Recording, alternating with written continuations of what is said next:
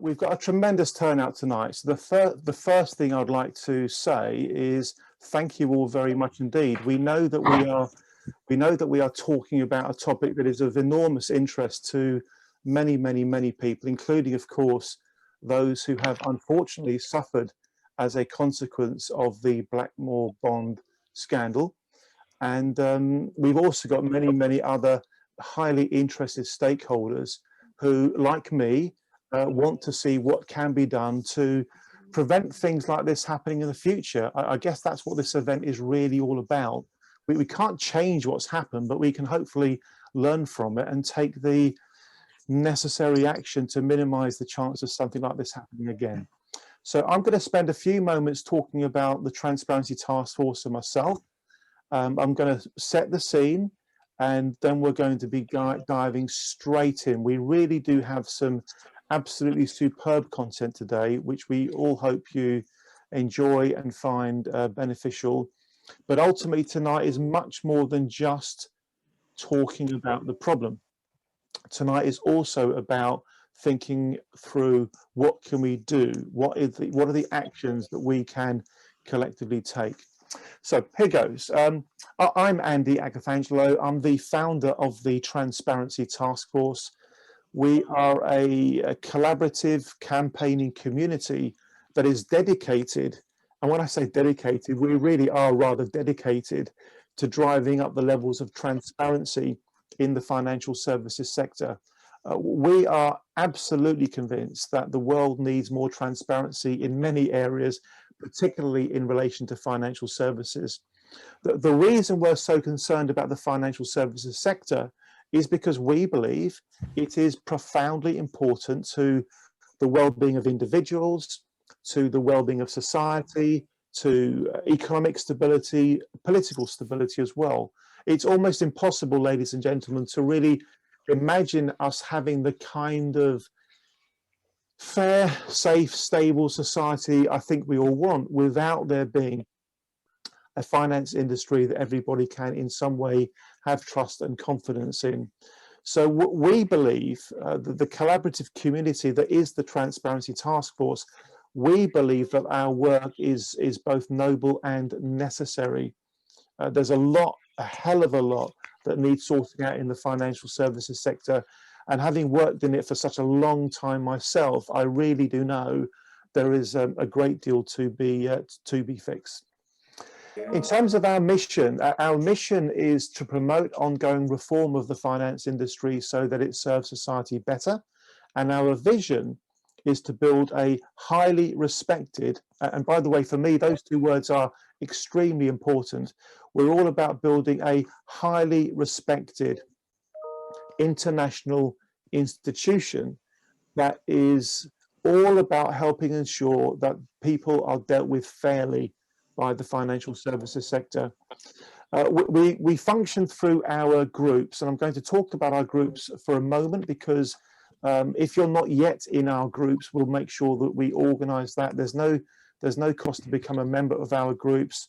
And the reason for these groups is that we passionately believe that it can be very potent for like-minded people to work together and actually focus on issues that they then have a part in trying to sort out. So here are our groups. I'm going to share my screen. Here we go. So this is the groups page of our website. I'll put a link to this page into the chat later on. You'll see that there's a quotation there from Margaret Mead, a very well-known thought leader. The quotation, in case you can't read it, says, "Never doubt that a small group of thoughtful, committed citizens can change the world. Indeed, it's the only thing that ever has." And that quotation really does kind of capture the essence of our idea within our groups. We have many groups. We in fact have 24 groups. We started off with just one. That came about by accident, really. We ran our first event on the 7th of October 2015. People came up afterwards and volunteered to help, and we thought, fine, let's bring people together and let's create a group. That particular group was focused on the issue of costs and charges and investments. But as you can see, folks, we've got lots of different groups. In total, there are 2,700 people across the world who are a part of the Transparency Task Force community. Now, there are a couple of groups that are particularly relevant to people in this particular session. I just went past this one very quickly. We run the Secretariat for the All-Party Parliamentary Group on pension scams. And of course, some people who invested into Blackmore Bond invested money that was once upon a time pension money. We also have another group called the another APPG that we run called the All-Party Parliamentary Group on personal banking and fairer financial services. That's very relevant for a reason that I'll come back to in a short while. And forgive me, if you don't know what the term APPG means, and there's no reason why you should really, it just means it's where parliamentarians from both the House of Commons and the House of Lords from across different parties are working together to try to make meaningful change in relation to whatever the topic is that the all-party parliamentary group is focused on. The next one I want to draw your attention is this, Scam Busters. We've got, I think, a couple of hundred people in our Scam Busters group already. If you're not yet in our Scam Busters group and it's relevant to you, we'll add you to it. And we also have a very important group relating to tonight's session called Regulators Watch.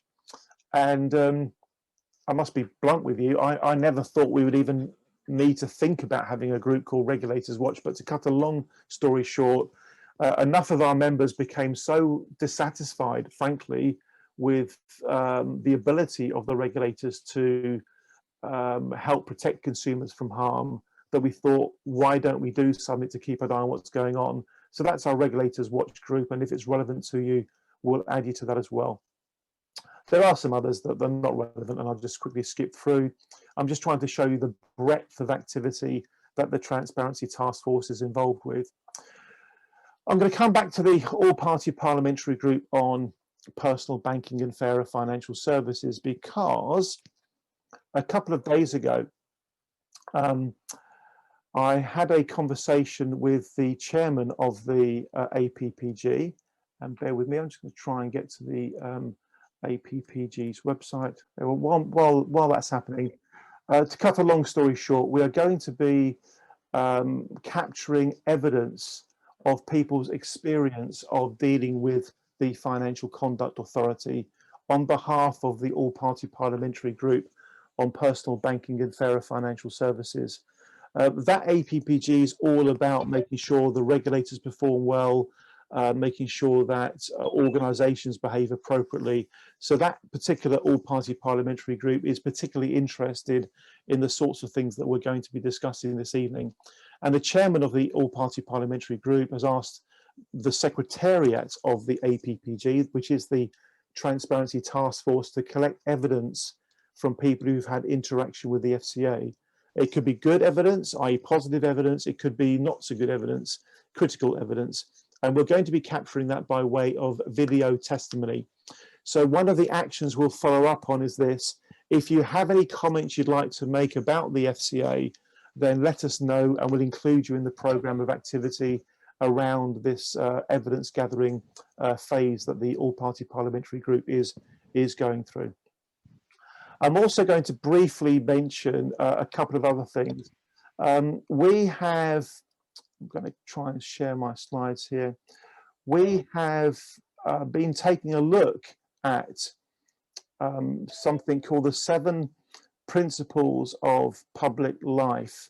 So maybe it's right, play from current slide, play from start. Just to recap here on a couple of other points as well. On Wednesday of next week, forgive me, I'm jumping about a little bit here, bear with me. On Wednesday of next week in the morning, UK time, 8 AM, it's not a typo, it's 8 AM to 10 AM, we have a symposium entitled, What are the Essential Ingredients for Effective Financial Regulation? We think that's a very good title. It's all about the idea of policy reform to try to make the UK's financial services regulatory framework more effective, particularly in relation to protecting consumers from harm. The keynote speaker from that session is Dr. Andy Shmulo, who has spoken at a Transparency Task Force event before. He's got some tremendous ideas that are, it would seem, relevant to the UK market. And so that session is going to be interesting to those of you that think there is scope to improve the way the FCA works. Second bullet point here is if you've got an hour or more per month available to work as a volunteer for the Transparency Task Force, please do. We have, I think, about 35 volunteers doing different things. This is absolutely essential for us because we do not have the staff to do what we are currently doing. So by volunteers getting involved, it helps us to spread the workload and we don't end up having to work, excessively hard. And the third bullet point is about these 7 principles of public life.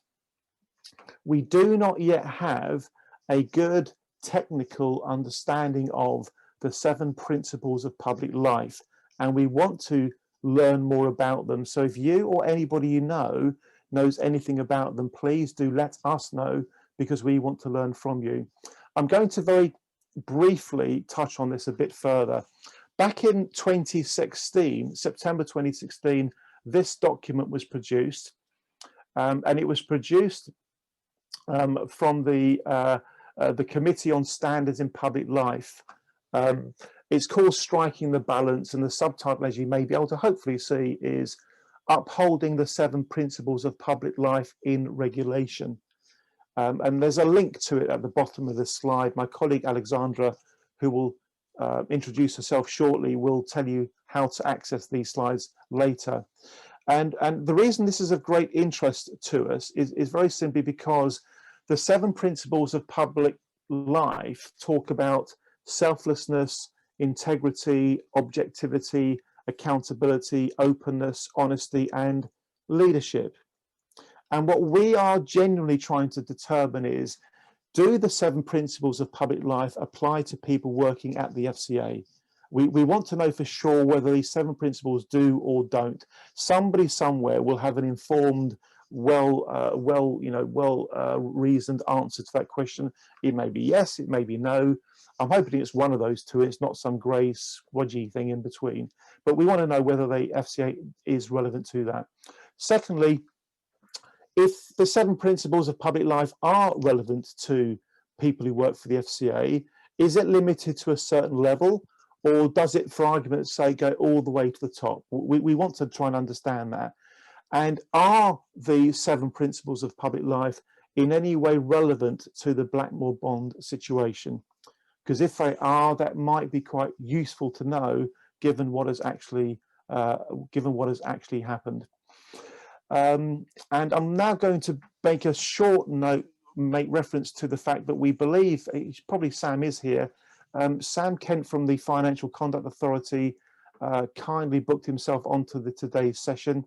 Could I just invite Sam Kent to take himself off mute if he is here with us, and to just briefly say hello and introduce himself, literally no more than about a minute, if you could please, Sam, that would be good, thank you.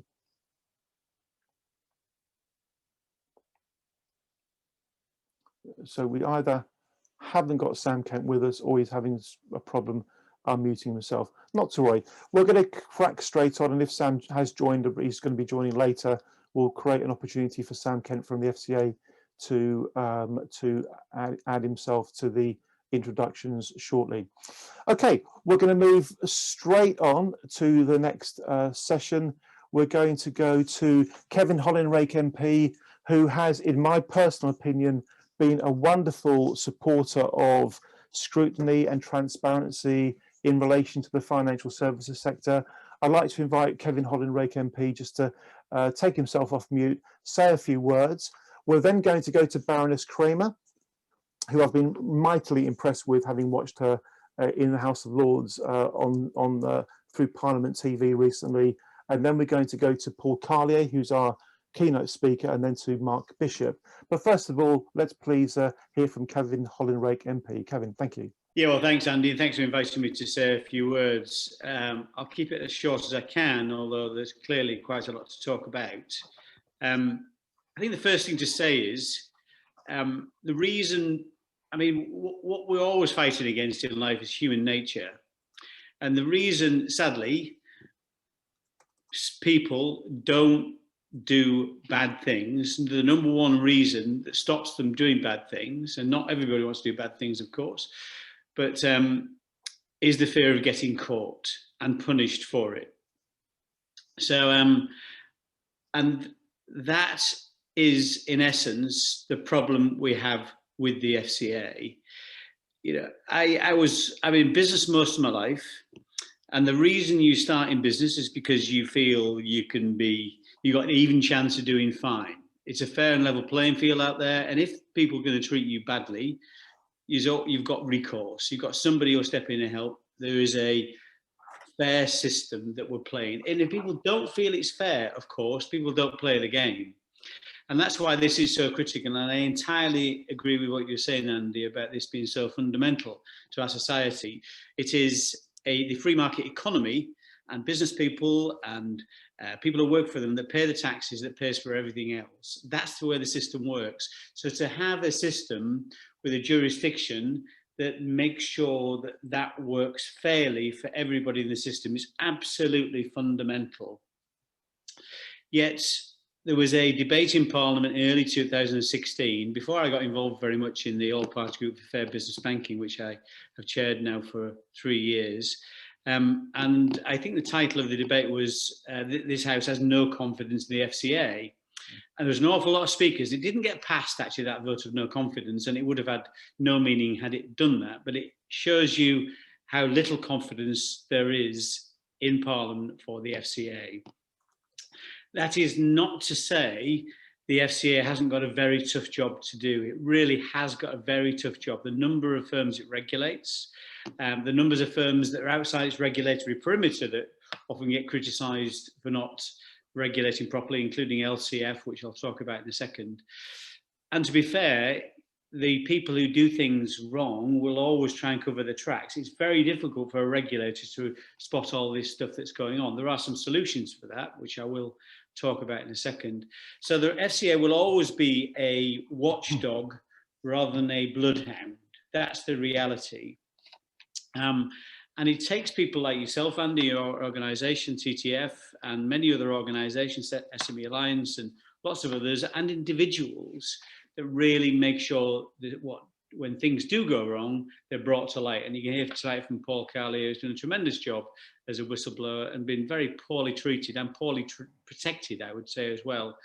But he's not the only one. And I could go through a litany of different things the FCA has not done, because I think even in saying it's a tough job and there'll always be that watchdog rather than the bloodhound, you would think that when they were presented with evidence that was compelling, you would really go after it at that point. That's what you would think when you're reliant on people to identify wrongdoing, because you can't see in every nook and cranny of every organisation.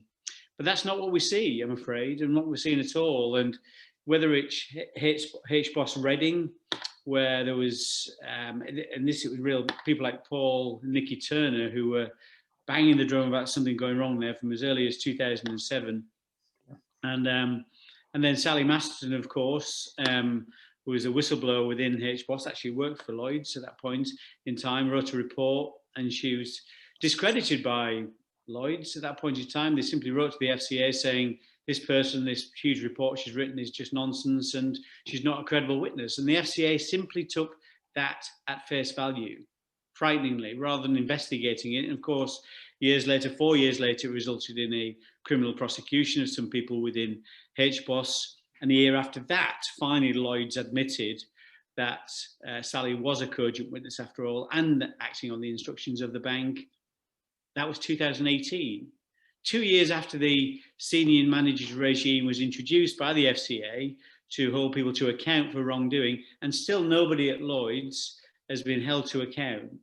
So when you think of that basic principle that people will not do things, would not do the wrong thing, principally because they're going to get caught, yet we keep seeing this wrongdoing and still people are not held to account, you can see why the FCA is failing. And it's not even just the fact of those individual cases, important though they are, it's the message it sends to the rest of the industry. So if you're seen as an effective regulator that will hold people to account where they've done things wrong, then other people will stop doing things wrong in the first place. It is the deterrent you've got. But instead, I'm afraid, what tends to happen, it's a nudge and a wink, just fix that problem, and lessons learned, which we hear all too often. And this wasn't just Lloyd's. We had the same with RBS when Lawrence Tomlinson went in and found out what was going on at GRG, and finally the FCA set about putting in train a report, an investigation, a Section 166 inquiry, which was pretty damning, very damning of RBS. But then the FCA didn't publish that report, even though it could have done. And incredibly, instead it published a final summary, which it turned widespread inappropriate treatment as a key conclusion into isolated examples of poor practice. Quite incredibly, and I still cannot understand, and nobody can understand who's seen that, how that happened. Of course, later the full report was leaked, and that clear 180-degree reversal of that report was laid bare. Then brought in, FCA did phase 2 of the RBS investigation, and incredibly, despite distressing 16,000 businesses, I think, plus, they could find no evidence of dishonesty, a lack of integrity, or an absence of competence within RBS for that. So you get the picture. And of course, we've seen this with Woodford, with the fact that the listings in Jersey, which was pretty clear that was going to be inappropriate, whether it be Connaught or Lendy or LCF. And LCF, of course, an excellent report by Elizabeth Gloucester, Dame Elizabeth Gloucester. But again, the FCA had ample evidence to look at LCF much earlier, and evidence from an individual, an IFA, who said there's something wrong with this place, and they did nothing. And then, of course, Elizabeth Gloucester identified this and blamed individuals at the FCA, and that was a matter of some concern for the previous CEO at the time, of course, Andrew Bailey, who was disappointed his name was actually mentioned, and others, Jonathan Davidson and others, because we wanted it as a lessons learned inquiry. Lessons learned do not deter bad behaviour or incompetence. You've got to hold people to account. That's what the FCA has got to learn. Same, you're going to hear about the Blackmore situation, which Paul Carley will tell you about. And he contacted us to say, I've been reporting this to the FCA. They're working in the next office to me, and they're doing nothing about it. We reported to the FCA as well. And finally, it ends up there with another house of cards. It's just supine. And it needs to be when it gets the evidence, then it needs to go in there and act decisively. We have not seen that. You may ask why, and there's lots of answers to that problem, but we've got to look for solutions. But the number one thing, Ralph Waldo Emerson, one of my favorite quotes, he said, an institution is the lengthened shadow of one man. And that could be woman, of course, but what you need right at the top of the FCA is somebody who's going to take these matters on and robustly investigate them and hold individuals to account. That's what will make a difference. That's what will make a difference to this system, deter the bad behaviour in the first place. Until it starts to do that, and it's got all the tools at its disposal, until it starts to do that, the FCA will never be a competent regulator in this country. But as soon as it does do that, it will transform its own reputation. So that's key, the leadership, and Nikhil Rathi now has a great opportunity to reform the FCA. And I think it is reformable. The 4,700 people work there, I think. Personally, there are some other things as well. The All-Party Group on Fair Business Banking wanted an opportunity for a fair financial services tribunal, which would give individuals that day in court with no adverse costs, a bit like an employment tribunal, to level the playing field between businesses and banks and other institutions. Instead, we got something called a Business Bank Resolution Service, which is better than things were before. It means businesses with turnover up to £10 million will have free access to justice in the future. Crucially, it won't hold individuals to account in the public domain, which is the disappointment and not what we wanted. But nevertheless, it will deter some bad behaviour. I also think we need an office for the whistleblower that protects people like Paul Carlier and others, and Sally Masterton, when they do speak out, and make sure they get properly treated and supported, and the people they're complaining about do get properly investigated and followed through.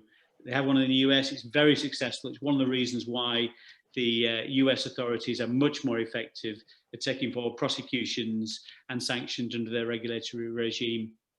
And finally, the other thing we need to do, and there are other things as well, we need to properly fund our fraud agencies. They just don't have the money, the resources, the capacity to really take down the people who defraud others.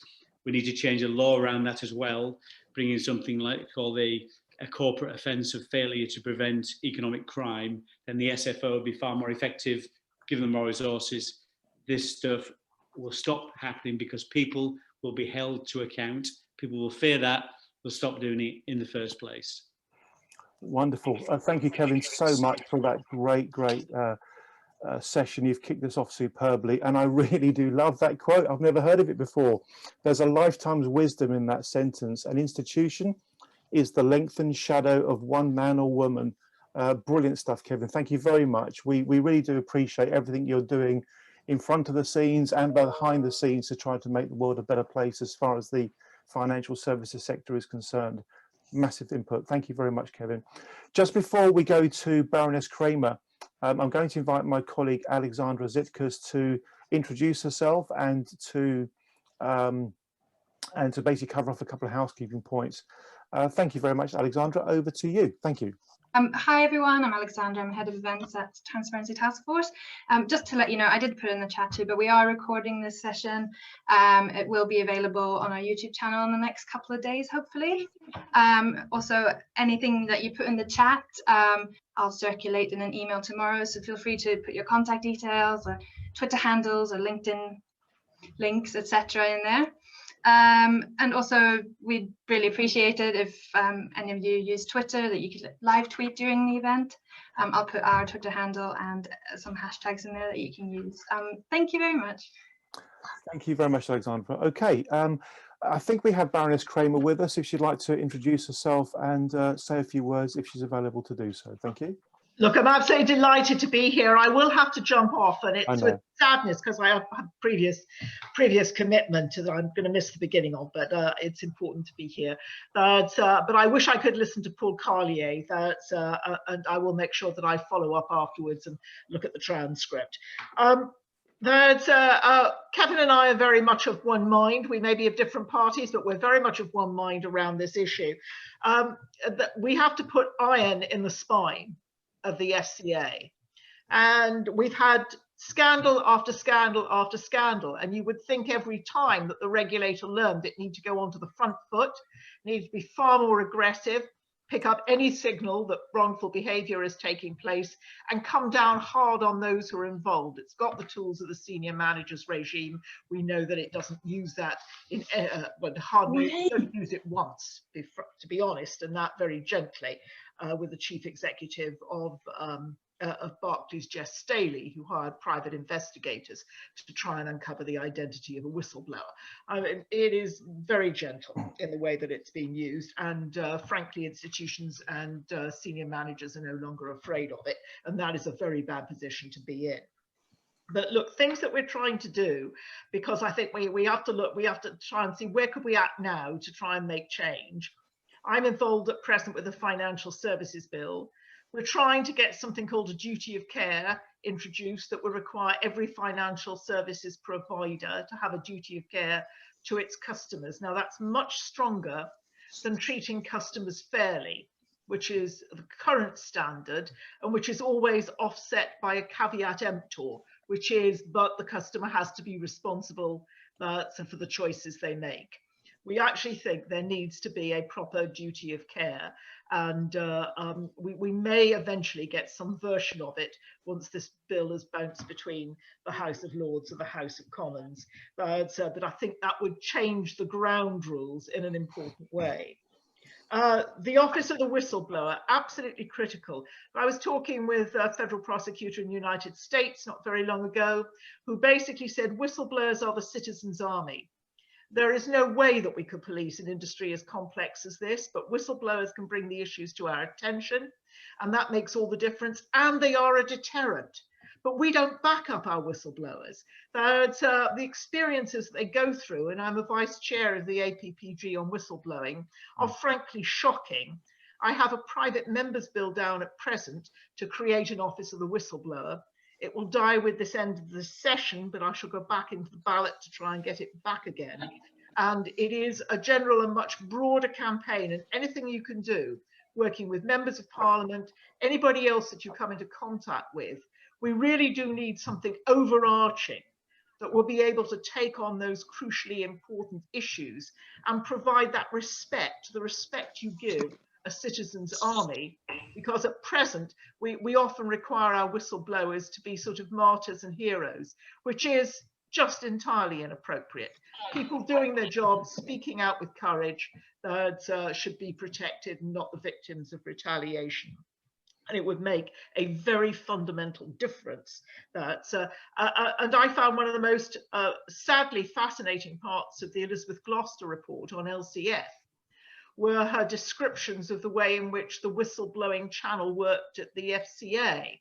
Basically, in the United States, the equivalent whistleblowing channel, the first contact that a whistleblower has, or their whistleblower, their legal representative in the United States, is with an investigator with a minimum of 5 years experience in finance and investigation. In the UK, the whistleblower finds themselves talking to a call centre trained in complaints handling.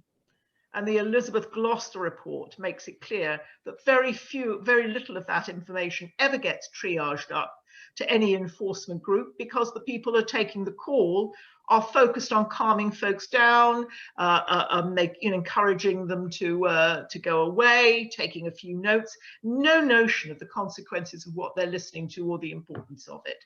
And that to me is a problem right at the beginning of that chain of information. So, strengthen the responsibility that falls on every single financial services company and give it real teeth. Have something like an office of the whistleblower, I don't care what you call it, but somewhere that makes sure that whistleblowers get the support and protection and the compensation that they need. And lastly, I agree completely with Kevin. The lack of resource going into enforcement, indeed into the to the investigation side of the regulators and enforcement, is shocking. And he spoke of the HBOS Reading case. That was a case where the level of fraud was something in the range of £800 million. 250 million of it were prosecuted in court. But the SFO refused to act, the regulators refused to act, 2 police forces refused to act, and only finally did a police force, Thames Valley Police Force, which had only an indirect link to the case, decide to act. And it cost them a fortune, which they didn't recoup from the fines that were paid by HBOS Lloyds. Indeed, all of those went straight into the pocket of Treasury. It is entirely inappropriate. Baroness Kramer, thank you so much for your input. The point you make about the FCA needs iron in its spine, I'm sure there are many people, not just on this call, but many people outside it who would feel that you make a very valid point that just has to be said. It really does just have to be said. I think we're covering a lot of ground very quickly here. Can I please? We concluded that she went to with somebody that wasn't on their client list or with that. Forgive me, I accidentally muted myself. Could I draw everyone's attention to what I'm calling the Enlightened Eight? Okay, I'll explain who the Enlightened Eight are in a minute. I've been watching every session of the Financial Services Bill working its way through the House of Lords. And I have to tell you, I've heard superb argument from various parliamentarians who I would describe as progressive. They come from all different parts of the political spectrum. So the Enlightened Eight, as I'm calling it, and I'm sure there's more than that, and as the numbers grow, I'll have to think of a different way of referring to them. But currently, the group that I call the Enlightened Eight are Baroness Kramer, who we've just had the privilege of hearing from, Baroness Bowles, Baroness Bennett, who I hope is going to be speaking for us later, Lord Seeker, Lord Eatwell, Lord Davies of Brixton, Lord Sharkey, Lord Tunnicliffe. There are probably several more, But ladies and gentlemen, I can absolutely assure you, I've seen it with my own eyes, there are parliamentarians such as the Enlightened Eight I've just mentioned, plus of course people like Kevin Hollinrake MP, who really are doing the best they can to grab these issues by the scruff of the neck and to shake it about and to make changes happen. Things like a duty of care, an office for a whistleblower, for the whistleblower. These are the sorts of systemic reforms that would drive massive improvements, and hopefully prevent the need for us having a conversation like this in 5 years' time about some such scandal that could and should have been shut down that wasn't. Before we move on to Paul Carlier, can we please show our appreciation both to Kevin Hollinrake MP and for Baroness Kramer as well. Thank you very much indeed. Thank you. Okay, so far so good. We're going to go straight to Paul Carlier. I'll leave Paul to introduce himself. He's going to take us quite forensically through his account of what's been going on. I think many people will find it highly informative and perhaps even quite, in some cases, a little bit disturbing. But as I said earlier, today's all about understanding the truth of what really happened so that we can start to figure out where we can collectively put our energies to try to make reform that should happen. In other words, to find ways to support people like Baroness Kramer, Kevin Hollinrake MP, etc. Because these are the folk that we would characterise as having the power, the position, the influence to make change happen. Paul, final point for me before I invite you to introduce yourself and kick off from here.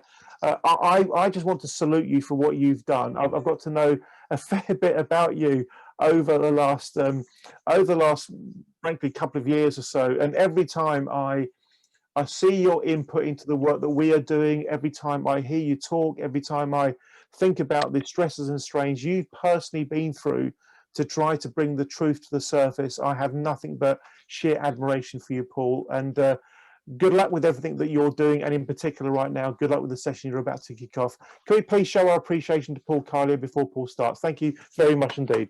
Very well done, Paul. Mr. Carlier, over to you. Thank you. You'll need to take yourself off mute, sir. Thank you. Yeah. Great. Okay. So for those who don't know me, I had a 30-year career on the trading floor of many of the world's largest banks. So it's quite a long list. I won't bore you with the details now.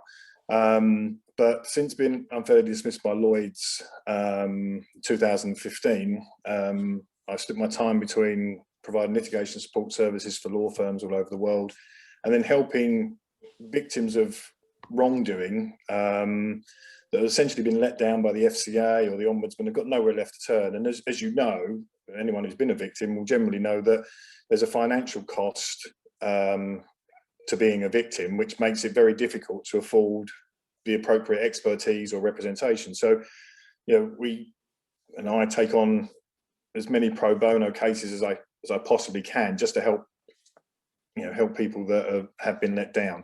So what you're going to see over the next 45 minutes, my wife actually said that, have these people got to listen to you for 45 minutes tonight? So yeah, so you can't quite believe it. But what you're going to see is a combination of expertise and experience gained over that 30-year career, and evidence gained over the last 6 years, where we're doing much more forensic and investigatory work for the large law firms that we work for. I'm going to share my screen. Now, this is the first presentation I've done in about 10 years, so bear with me. Right, so the purpose of this presentation is not just to focus on Blackmore. I mean, it'd be wrong to do it. Blackmore is obviously a major issue, but you can't really discuss Blackmore without discussing first LC&F, the FCA's responses to it, and what it means in terms of the wider reality. So this is hopefully, it's been a bit of a task getting this into something of a narrative. And forgive me if some of the slides are going to be a little bit text heavy. The purpose of that is more for going forward. If people are going to look at this, I want it to be a documentary report as well as just a slideshow. So some of the slides will be a little bit text heavy, but don't worry, it's you know, we're going to whiz through it. So, and Paul, forgive me, Paul, if I can just interrupt you for a second there, I'll tell you why, because I don't think it'll distract you too much. If you can put yourself onto video, it's going to be a lot easier to kind of follow the narrative if we can see you as well as hear you. If you can click your video back on, that would be very helpful if possible. Okay. Please. Got Thank you. Yeah, particularly for people who are watching it on video afterwards. Good man. Thank you. Okay. So I want to make sure that people understand that I never make an allegation or complaint unless I believe that I'm absolutely right. And I never make an allegation or complaint unless I believe that I have the evidence to demonstrate it. And that applies to this presentation. I appreciate that, be it the regulators, be it the banks or anybody, everybody's busy. So there's no point in wasting time with spurious or irrelevant issues. And this will apply to this presentation. So, and if I do at any point express an opinion or conclusion, then I will establish that and the grounds or evidence for drawing that conclusion. I should point out as well that my wife believes that in the interest of balance and disclosure, that I should point out for the record that when my opinion at home differs from hers, my opinion is rarely, if ever, right. Hopefully that's not going to be the case in this presentation. So, and I also want to make it clear as well that nothing here is personal in the sense of a bias, motivation, or agenda. This is important because much of which you're going to see and hear is obviously going to be derived from personal experience, and some of that derived from issues, cases, or complaints that are specific to me personally, but as well as many others. So if it does involve me personally, it doesn't just involve me. There's many others involved as well or affected. So whistleblower failings and abuse of whistleblowers, not just by the bank, but as well by the FCA. Another issue, my findings on car finance and mis-selling came about because I took up the case of a family member only to uncover what was a much wider industry-wide scam. And this is often the case. You pick up a thread, you pull at it, and piece by piece, the much larger scam is revealed. Whereas the likes of Blackmore, FX markups, interest rate hedge products, Lloyd's BSU, mortgage prisoners, or mortgage abuse cases, I've got no personal stake in those and never had any. So it's just about doing the right thing. You know, and it's definitely a concept that a lot in banks and certainly in certain regulators, you know, don't seem to be able to comprehend.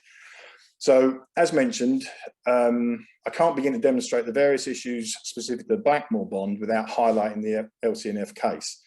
The FCA's handling, and I use that term in the very loosest sense, of my reports in respect to the Blackmore bond, do not just highlight their failings in respect to Blackmore, but they represent an invaluable parallel against which we can benchmark the positions, defences and representations put forward by the FCA, Andrew Bailey, Mr Rathie, Mr Randall in recent weeks and months to both Dame Elizabeth Gloucester's investigation in response to her findings and their testimony to the Treasury Select Committee. So moving on to LC&F. I mean, I'm not going to go chapter and verse on it. I don't think we need to. We all know the story. Massive collapse, 236 million of investor money gone. But the key here is how it was marketed and sold. And as you can see here, this is an example of an advert. They were obviously guaranteed income, you know, fixed 6.5% to 8% over 2 or 3 years. Now, anyone who's worked in financial markets knows that that's a bit of a stretch to start with. But you know, this is what they were promoting, and this is what people were buying up to. And one thing I've heard it mentioned recently about, oh, consumers have to take some kind of responsibility. But you know, there's an argument that we've used in the past when, in the cases of people that have been given credit cards with a relatively small limit to start with, and then it's been increased exponentially to the point where somebody with a 5,000 a year income's got a 10,000 limit on the card, and before long it is going to get out of control. And we used an argument, and the same applies here really, that if you go to court and you swear in court, you're swearing on the Bible. Well, the Adam and Eve, one of the first chapters in the Bible, is all about temptation. You know, so let's not put too much blame on the individuals and the consumers. If the temptation is sufficient, it's understood that it's one of the oldest weaknesses of mankind. So, you know, and there's been a few things recently that have concerned me in terms of, you know, making consumers take more responsibility. And yes, I do agree to an extent, but I think in LC&F and certainly Blackmore, you know, I certainly don't think that was the case. So anyway, Dame Elizabeth's findings, I'm not going to go chapter and verse, as I say, but she concluded that the FCA did not discharge its functions and fulfil its statutory objectives. The FCA's handling of information from third parties, wholly deficient. The FCA's approach to regulatory perimeter was unduly limited. And she pointed out potentially fraudulent non-regulated investment products to unsophisticated retail investors. Now, this is really important because we're going to hear much about, oh, it's non-regulated, the company was non-regulated, the product was non-regulated. Much of that is nonsense, but this is really important, that non-regulated investment products to unsophisticated retail investors. And I'd just like you all to remember that, unsophisticated. This is a key takeaway, and it's going to be a theme through this. FCA staff who reviewed materials submitted had not been trained sufficiently to analyse a firm's information and detect flags and fraud. Now, the other issue here is that the FCA has a statutory objective for ensuring that UK financial system is not used for financial crime. So if there's fraud or criminality that's potentially involved or comes to the attention of the FCA, they have a statutory objective and a duty to act or do something. The last thing they can do is do nothing. And I'll cover that as we go through as well. So Dame Elizabeth Gloucester found that they failed to take the basic steps, failed to respond to other red flags, and she's quite critical. And Andrew Bailey made a big point of this resource or prioritisation scheme that he was running, that these failures can't be explained totally by that.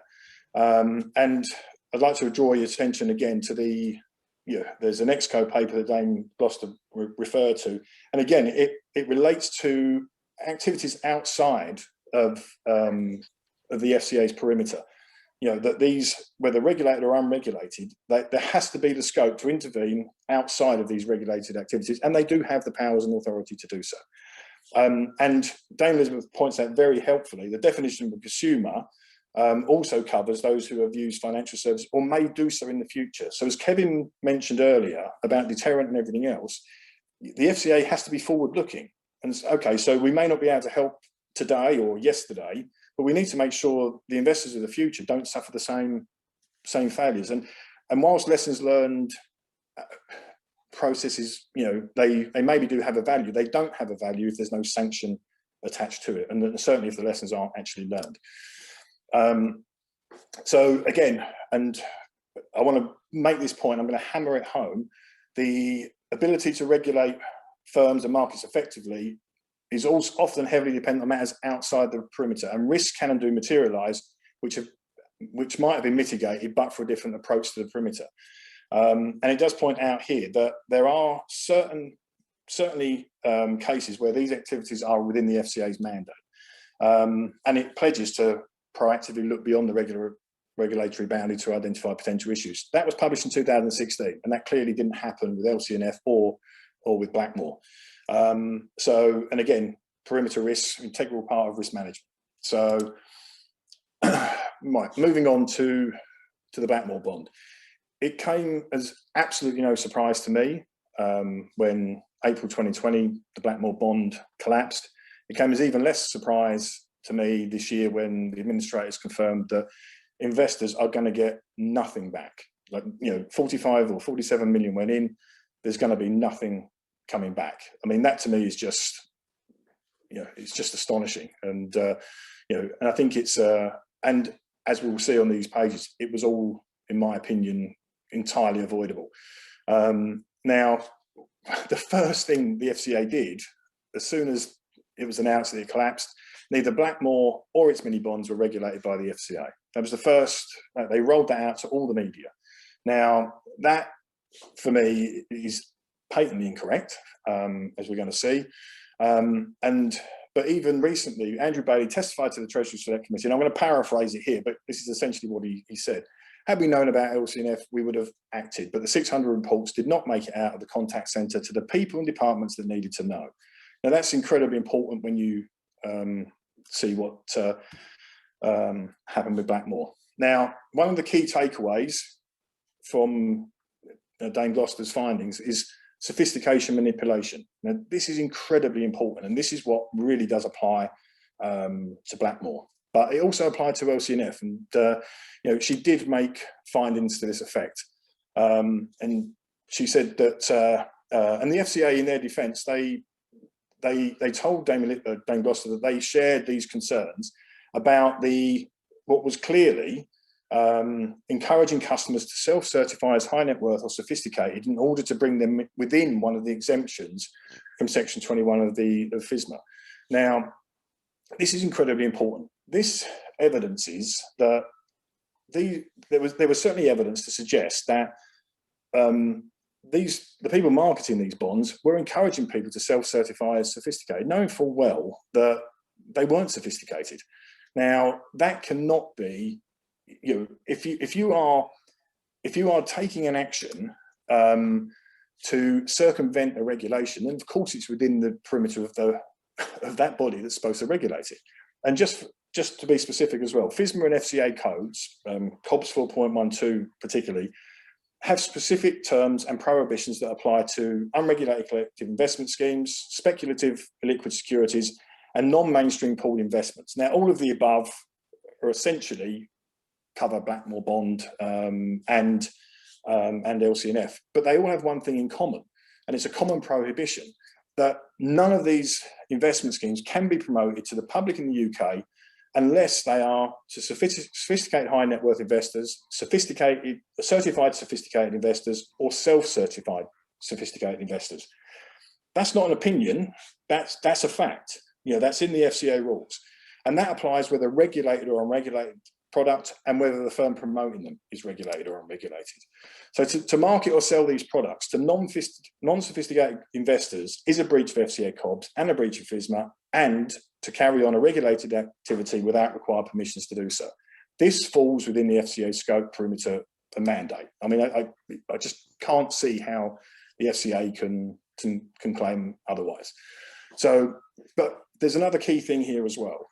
And this is something as well that has come up in recent weeks in the Treasury Select Committee, that a firm marketing or selling these products has an obligation to take all reasonable steps to validate the sophistication of the consumer, particularly in cases where the consumer is self-certified as sophisticated. Now, when you see what you're about to see with Blackmore and what Dame Gloucester identified, encouraging people to self-certify is certainly not taking reasonable steps to validate that sophistication. If you're having to tell somebody that they're sophisticated, they can't possibly be sophisticated. And I've also used this argument as well with interest rate hedge products, that the very act of buying one of these products, like the interest rate hedge products, demonstrates that you couldn't have been sophisticated in the first instance.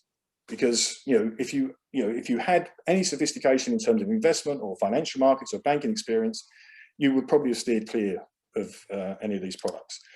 So, and we have to acknowledge that there's only one reason why they would manipulate the sophistication of a customer, and that is to circumvent FSMA and FCA COBS and the FCA perimeter and regulation. And therefore, as I said, that makes those products that have been subject to that kind of selling absolutely within the perimeter. Now, the FCA have stated that it was very difficult to identify and investigate that kind of thing where you're encouraged to be put yourself down as sophisticated. And they go on to say in defence that to gather evidence of the breach, they need to locate and identify the wrongdoer, and that the process would face considerable difficulties in terms of time it takes, the resources it would require, and the obtaining evidence which would meet the requisite standard of proof. Well, when you see my reports on Blackmore, you'll understand that really does hold no water. And we'll come to that shortly. So, again, from the FCA's formal response, this was published not within her report, but as a formal response by the FCA to it. It acknowledges that the unregulated companies as introducers were encouraging or coaching for investors to self-certify, but once again, this type of practice can be difficult for us to identify and stop. But importantly, they do not deny that this is within their perimeter. Right? That's it's a key A key takeaway. Okay, so this is, and just to give you a little bit of background, you know, if you're going to commit fraud or mis-selling on an industrial scale like these guys were, I mean, how is your luck that you choose an office that's located next to a team of financial markets experts and investigators separated by a glass partition? But as you can see here, I didn't just contact the contact centre, I contacted the whistleblower team and my contact there and made them aware of the firm that was doing the promoting. I quite clearly identified them as some kind of boiler room. And the link I shared with him there was a link discussing these Blackmore bonds. You know, it was a money saving expert forum and they were all discussing these guaranteed returns, guaranteed principles, etc. And I described how they were being sold. And one of the key things here, that they're pushing them to pensioners. We could hear that. We could hear them advising people how to get the money out of their pension to invest, right? But they were citing these things as guaranteed, the principal amount invested. You put 20 grand in, that money is guaranteed by one of the world's biggest banks. Now, there's your obvious flag. That's just, that cannot possibly be true. And they were telling people that their application for FCA authorization was being processed. So again, trying to get under that halo effect of FCA regulation. And they would literally, every time somebody on the call fell for that, they would be high-fiving each other and laughing that they'd pulled it off. But the key thing again, everything's guaranteed. And the key line here again, I'll put you down as a sophisticated investor. Now, that's key. And when the FCA says that, oh, it's very difficult to identify these opportunities or this wrongdoing and to investigate them, this rather proves that that's entirely hollow. Okay, so we go on to, and this is just a screenshot from that money saving forum where they were talking about the Blackmore bond, and asking questions about it. Is it too good to be, and is it too good to be true? A key takeaway. So the whistleblower, John Dodd of the whistleblower team, writes back and says he will pass the relevant areas to consider, although he didn't intend to treat these as a whistleblower disclosure per se. I didn't really care, as long as it got to the relevant team. You know, that was the most important thing. But I stressed to him, please stress that whoever you pass it to, that pensioners are clearly being targeted. It's not just a boiler shop, but activity related to misleading pensioners vulnerable under the new rules. So, and then a week later, I contacted him again and repeated the pitch we just heard. Again, 9.9% guaranteed annual returns, interest paid quarterly, 75,000 maximum investment, all of it guaranteed. I mean, there is simply no, it's inconceivable. It has to be completely fraudulent and false. There is, you cannot have, especially as well, when you consider they were paying 20% of whatever was invested to the marketing firms. So to make 9.9%, you're probably talking closer to 13 or 14% annual returns they've got to generate before they can fulfill these promises. It's just not possible. And if it was possible, you, I, or every man in the street, they wouldn't be getting anywhere near this. This would be the preserve of the uber wealthy, and it would never come to anyone else. But again, it's the temptation. You put the temptation there, and you make it look completely risk-free. Of course, people are going to be tempted into it. So, but that was it. Nothing. I heard nothing back from the FCA. Nothing at all. There was no response, no engagement, nothing. And but importantly, they didn't come back to me either and say, sorry, Paul, thanks for the report, but all of this is beyond our perimeter. They never once said that. Had they done, I would have taken it elsewhere and reported it. I wasn't just going to let it drop. I mean, I wouldn't report it in the first place if I didn't want this dealt with. So, and this is something that I came across as well. The FCA says nothing about Blackmore is regulated, it's all beyond their control. Well, this is a notice that was published in July 2019 by the FCA, and sure enough, it's a similar kind of scheme. And the FCA intervened, got a court order, and they took urgent enforcement action to stop it and prevent the disposal of the remaining funds. So they acted as soon as they got it. It was an unregulated scheme, unregulated company, but of course they were selling to non-sophisticated customers, so the FCA got a court order and intervened. So it can be done, and of course it is. This is them acting. This is what they should be doing, right? This is what they didn't do with LCNF and what they didn't do with Blackmore. this is, if no one's ever seen a WeWork office, which is where we were based, this isn't the one we were working out, but this is essentially it. You can see that all these offices are separated by glass partitions. And as I said in my email to the whistleblower team, that we are literally in the next office, separated by a glass partition. We can see and hear everything they're saying. Now, the FCA is saying that it's very difficult to identify these types of things and investigate them. How difficult is it to come to our office, so, you know, send one guy down with a hidden camera, microphone, sit in our office for a week, month, whatever, and just record everything these guys are doing? You'll never, you know, I handed it to them on a plate. I told them where we were, you know, that we could see and hear everything, and nobody took the opportunity to take us up on that. I mean, and also I told them that I was working as part of the team, and they didn't come back to us for any witness testimony, nothing. But again, as I want to point out, they didn't come back and say, sorry, it's out of our perimeter, you know, which again is obviously very important.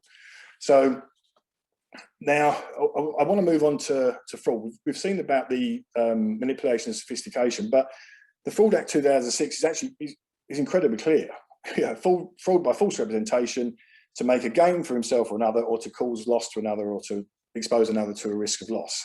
Now, were the representations being made to these investors about Blackmore, were they true?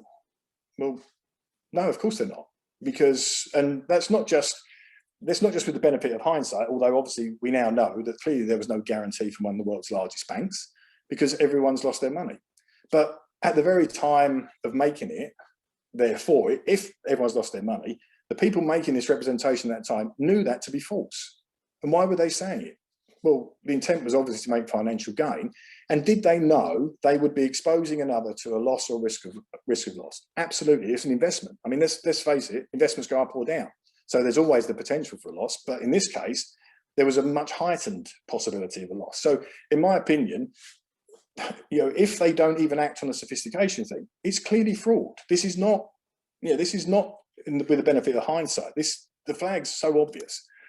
So, and going back to Dame Gloucester's report, if you take her 494-page report and do a search for the word fraud, it features on 105 pages within that 495-page report. It's just glaring, and it's all over it. Now, Dame Gloucester acknowledges that it's telling that the staff in the intelligence team, who eventually appreciate the risk posed by Oceanif, had backgrounds directly relevant to reading financial information, etc., and indicators of fraud or other serious irregularities.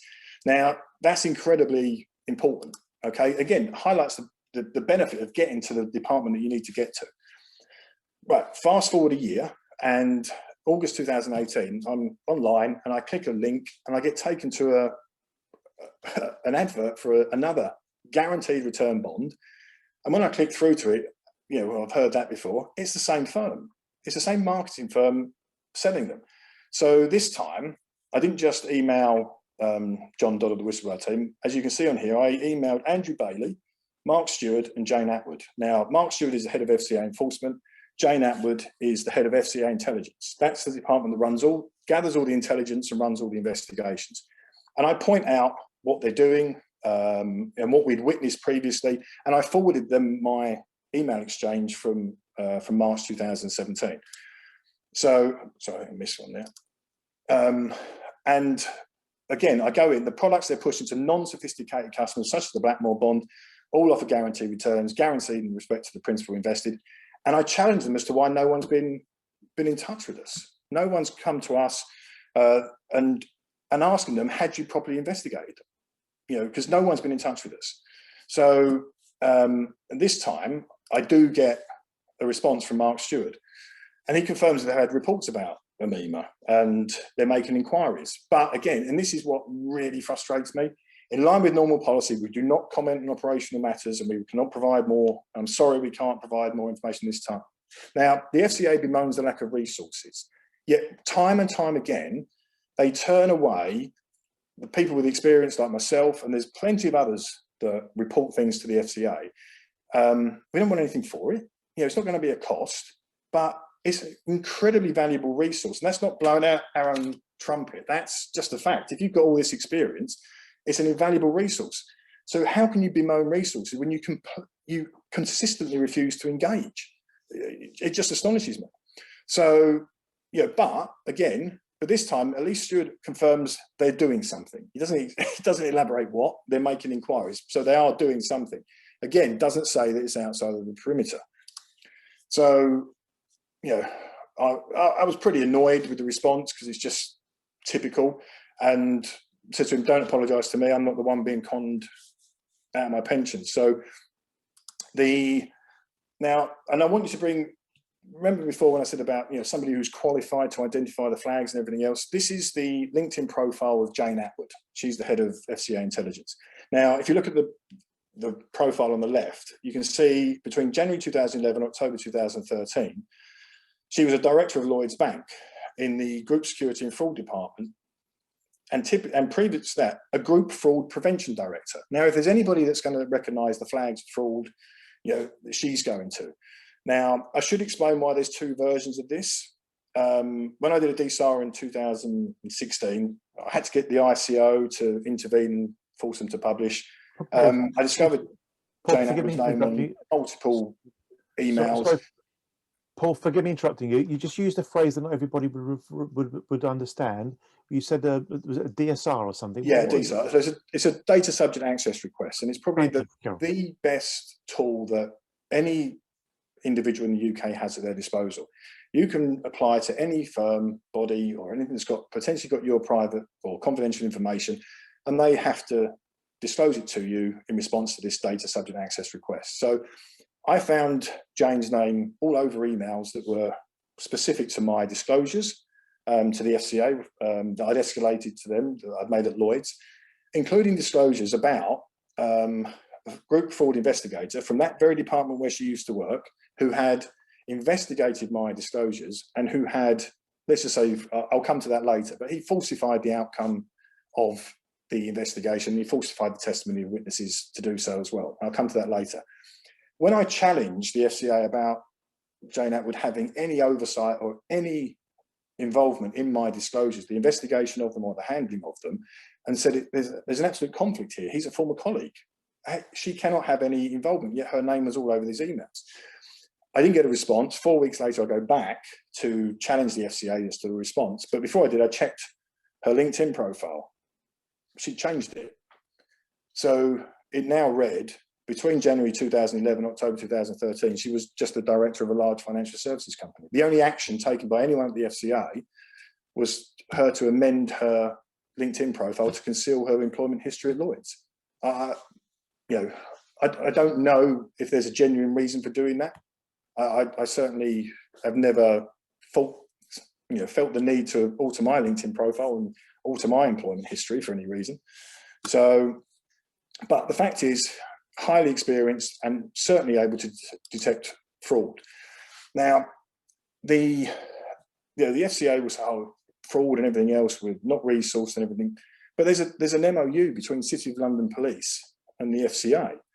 So, you know, and it's quite significant, and it establishes the overarching agreement. They're going to work together effectively, you know, to the mutual interest. So obviously there's going to be some bits where there's overlap, and they'll look to opportunities to share knowledge and understanding, etc., etc. So in other words, exactly what you'd expect to see, you know, a police force and a regulator working together, you know, in the mutual interest, and hopefully to produce positive outcomes and fulfilling statutory objectives. And this is key here. Each party will endeavour to share relevant information. For example, they believe the other would have an interest in. So in other words, there is a channel here to report fraud. Okay, so even if it's not within the FCA's perimeter, there's a channel here that's been established and signed with the City of London Police to share information or report fraud in the event that any evidence of fraud comes into the FCA's possession. So again, all focus on sharing and obviously preserving the FISMA, you know, so making sure that everything's upheld. And sure enough, there it is. It's signed March 17. Mark Stewart signed it. Mark Stewart signed it on behalf of the Financial Conduct Authority. So Mark was clearly aware that this channel existed to share information. Now, to my knowledge, at no time did the FCA share any information about Blackmore and the way this was being sold, which in my opinion is fraud. You know, the specific false representations are the guarantee by one of the world's largest banks. That's clearly not true and never was. Okay, so that has to be fraud. So, but it was never reported.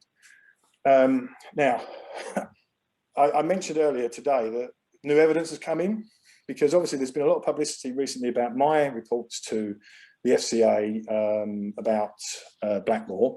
But in the last 24 hours, somebody's reached out to me and given me a copy of a letter that they sent to Mark Stewart in March 2018. So, you know, this was 5 months before I escalated my disclosures to Director Stuart Bailey and Atwood. And this is Sam. He's a chartered financial planner, financial advisor. And as you can see, he raises serious concerns about Blackmore. And he points out as well, this key thing, the absence of regulated advice should only be promoted to high net worth or sophisticated investors. He points out his COBs. He points out the specific part of COBs, and he explains what's going on and what he's come across. Right?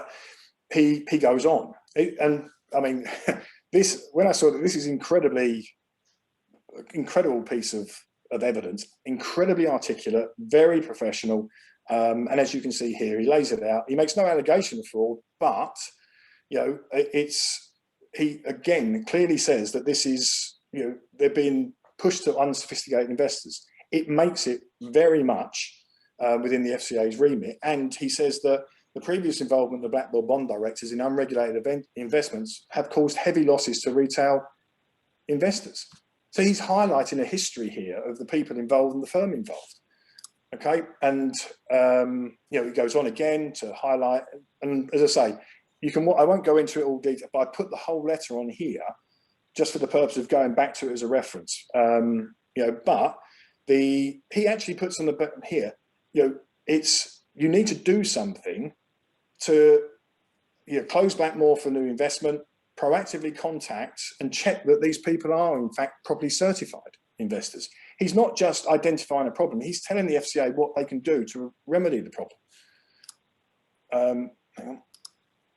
And you know, he acknowledges as well that the FCA is often unable to discuss details of ongoing investigations, but you know, if Blackmore Bond does default on its bonds in the future, and he says, although I have no reason to believe it will, there is potential for significant damage to the FCA's reputation should it emerge that it was aware of the systematic promotion of these bonds to retail investors.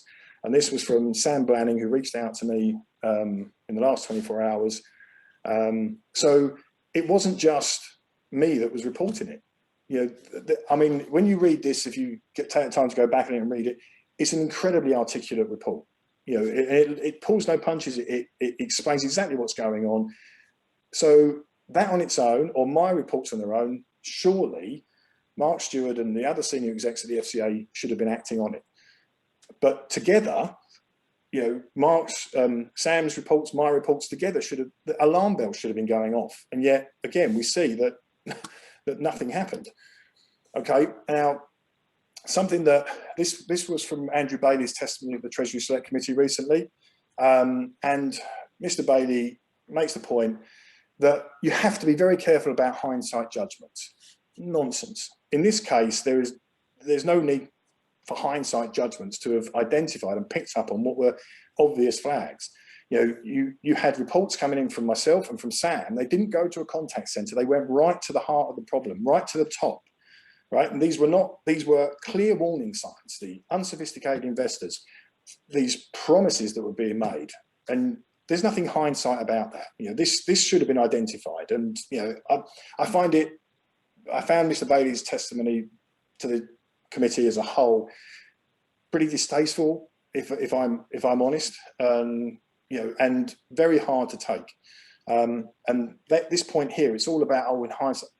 You know, and I know Kevin said before that, you know, you're a watchdog, not necessarily a bloodhound, but you know, even even a watchdog with poor sense of smell, when you put the right stuff in front of them, will be able to pick up and follow things. So now there's this part here. This is incredibly important as well in terms of like not being hindsight, right? Dame Gloucester refers to an exco from 2014 where they reference the highly speculative schemes that the high level of risk involved and that attractive projected returns are extremely unlikely to materialise. This is the FCA exco in 2004 acknowledging that these things are effectively too good to be true, right? So as soon as you get these too good to be true things coming in, surely you're going to act. And I'm going to take you back to that unregulated firm that I showed you earlier that the FCA did take action on. And in that notice, Mark Stewart, these are quotes from Mark Stewart, he says, the FCA again reminds consumers not to invest in schemes being offered by firms that are not authorised by the FCA and that look too good to be true, like these ones. And then he adds and referred to the FCA taking action before it inevitably collapsed. He's acknowledging that these, when they are too good to be true, the collapse is inevitable. So when you are hearing reports of these kinds of returns, you don't, it's not hindsight to understand this is going to happen. You know it's going to happen. So, so Mark Stewart, like me and any other financial professional, knew that too good to be true equals inevitable collapse or very high risk of collapse. So now I want you to, I was quite shocked by this because this is Andrew Bailey's testimony again before the Treasury Select Committee. Now, Mr. Bailey points out that LCNF was finally identified in September 2018. Now, the significance of this is that this means that Bailey, Stewart and Atwood knew about the issues with Blackmore before they knew about the issues with LCNF. I mean, it's just mind-boggling, you know, and it has been mentioned in some correspondence I've seen that they stumbled across LCNF while investigating something else. Were they investigating Blackmore? Is that what, you know, were they actually doing something in response? Because obviously in August 2018 is when I made my reports on top of Sam's. So maybe that's how it was discovered. But again, no transparency, no dialogue, and again, no engagement. So fast forward again to August 2019, and that firm's still operating. They're still promoting the same junk.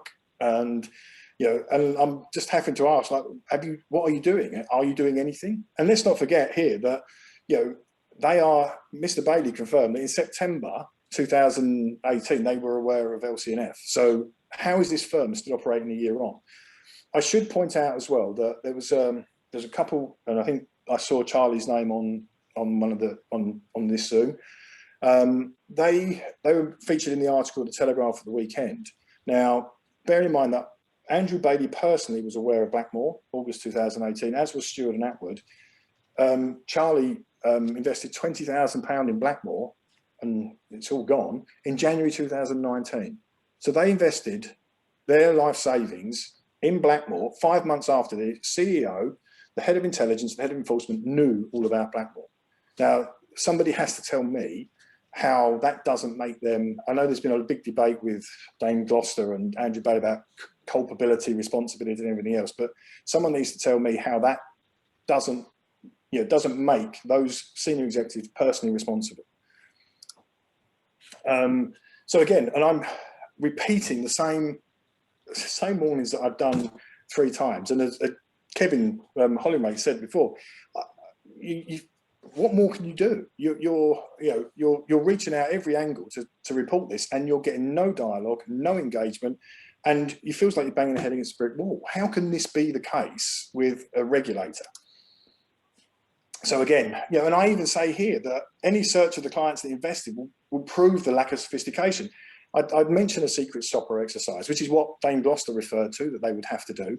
And there's no circumstances under which this firm should be continuing to operate. I mean, it's just, and again, and this is where the frustration was getting to me. I handed it to them on a plate. You know, they were in the office next door to us.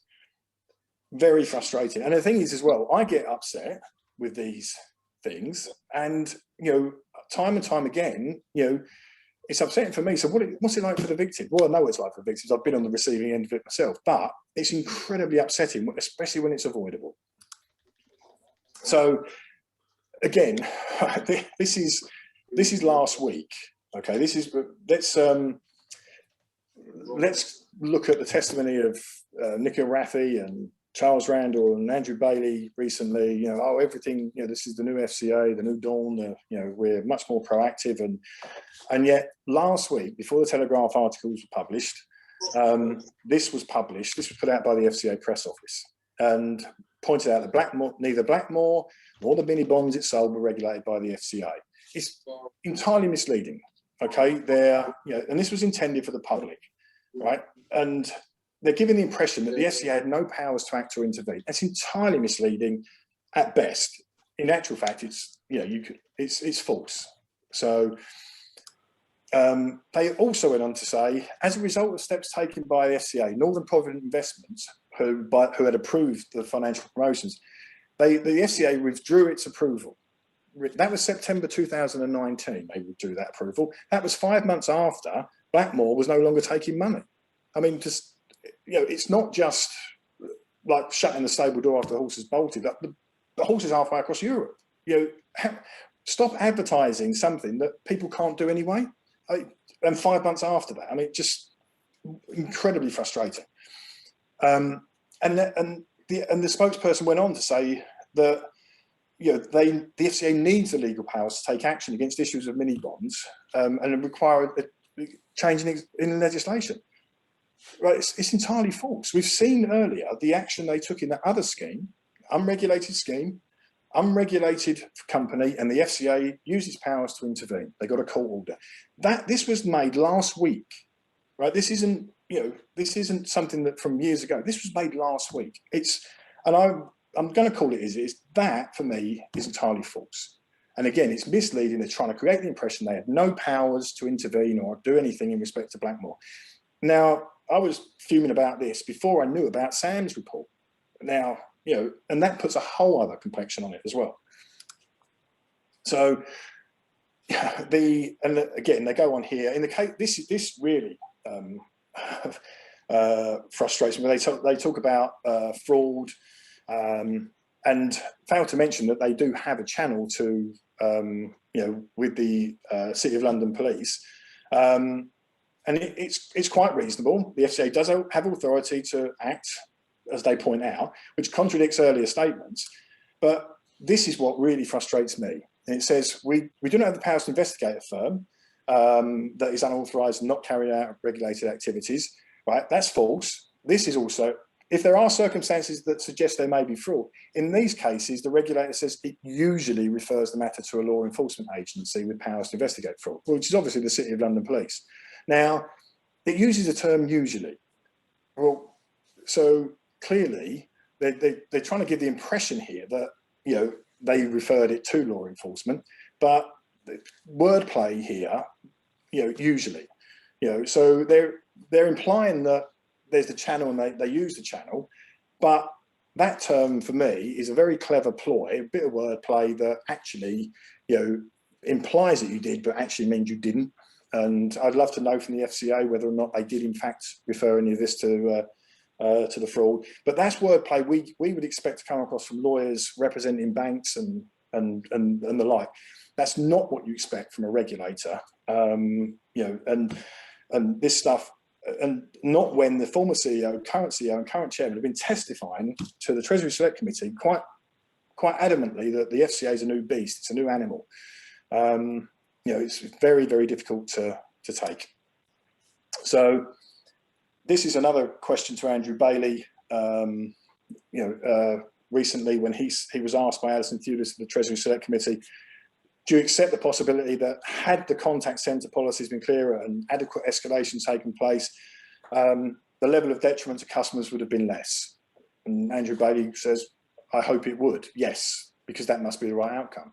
Well, this is what really bothers me about these positions they're putting forward, that they're blaming the contact centre. There's no question here that the people that needed to know, the departments that needed to know, knew about Blackmore, were told about Blackmore, were told everything about Blackmore, and yet the outcome was still the same. So blaming the contact centre seems entirely disingenuous to me. because Mr. Bailey himself was aware in August 2018. Yes, I mean, it'll And be did nothing. up reasonably soon. So, but Easter coming up. Sorry, that's can going you to hear be a bit of a, someone's... I quite like Easter. It's my favourite. Bear with me, Paul. We'll just Times of the year. Alexander, could you mute the person that's unfortunately not on mute? Paul, please carry on. Thank you. Yep. Sorry, I've just lost my place. 1 second. Right. So that brings to an end that sort of comparison with with Blackmore. Blackmore is not just Blackmore in itself. It's an invaluable parallel to benchmark what the FCA has been saying about their handling of LCNF and what they did. And as I say, that last slide, if I just go back to it briefly, we can hold Andrew Bailey and the FCA accountable to say that what you've said about LCNF doesn't ring true. You're saying that, had people known about it, you'd have done something and the detriment would have been less. Well, you had that opportunity at Blackmore and it didn't happen. The outcome was the same. So that's a really invaluable benchmark that needs to be looked at, because you can't say that it would have been different when clearly Blackmore shows there would have been no difference in the outcome. So this, a lot about Mr. Bailey's testimony really frustrated me before the Treasury Select Committee. This one, for me, was truly astonishing. He's blamed the failure to improve different areas of the FCA under his regime on the fact that he identified that there was a major problem in whistleblowing and the number of whistleblowers going up. So he prioritised whistleblowing, and that was the right thing to do. The Connaught Review supports that. Well, my experience and the experience of many others doesn't support that. And I'm going to reference here an experience from that I had, but also bring it up to date as well with some actual findings. So this is the FCA. When I discovered that the fraud investigator at Lloyd's hadn't interviewed any witnesses, I escalated everything to the FCA. This was in early 2015. I attended the offices 30th of April 2015. The FCA recorded it, and it went on for about 2 hours. And as you can see, this was a recording made by the FCA, and a copy was given to me. This is like the whistleblower copy. It's not marked confidential. There is obviously quite a bit in there that's got sensitive commercial information, but we're not going to go anywhere near that. But there's a piece of transcript that this was Andrew Brodie. He was a senior executive of the FCA, and he ran the FX investigation. Now, he says here, this information itself is interesting. I'm actually particularly relaying this to my colleague in bank supervision who looks after Lloyd's, because the whistleblower issue with Lloyd's has been raised several times with them, actually. I know there is a history of it. There's a history of it from the independence of it from senior management.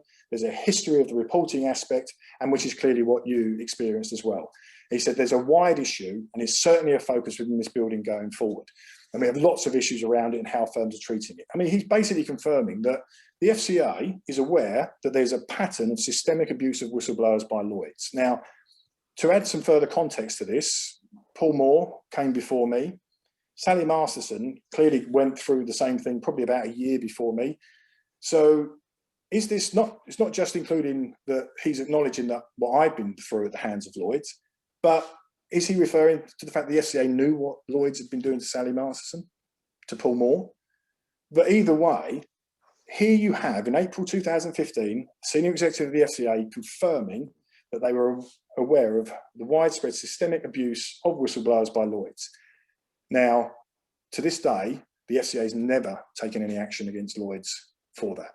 Now, that, I think Kevin made it the point before, that exposes whistleblowers.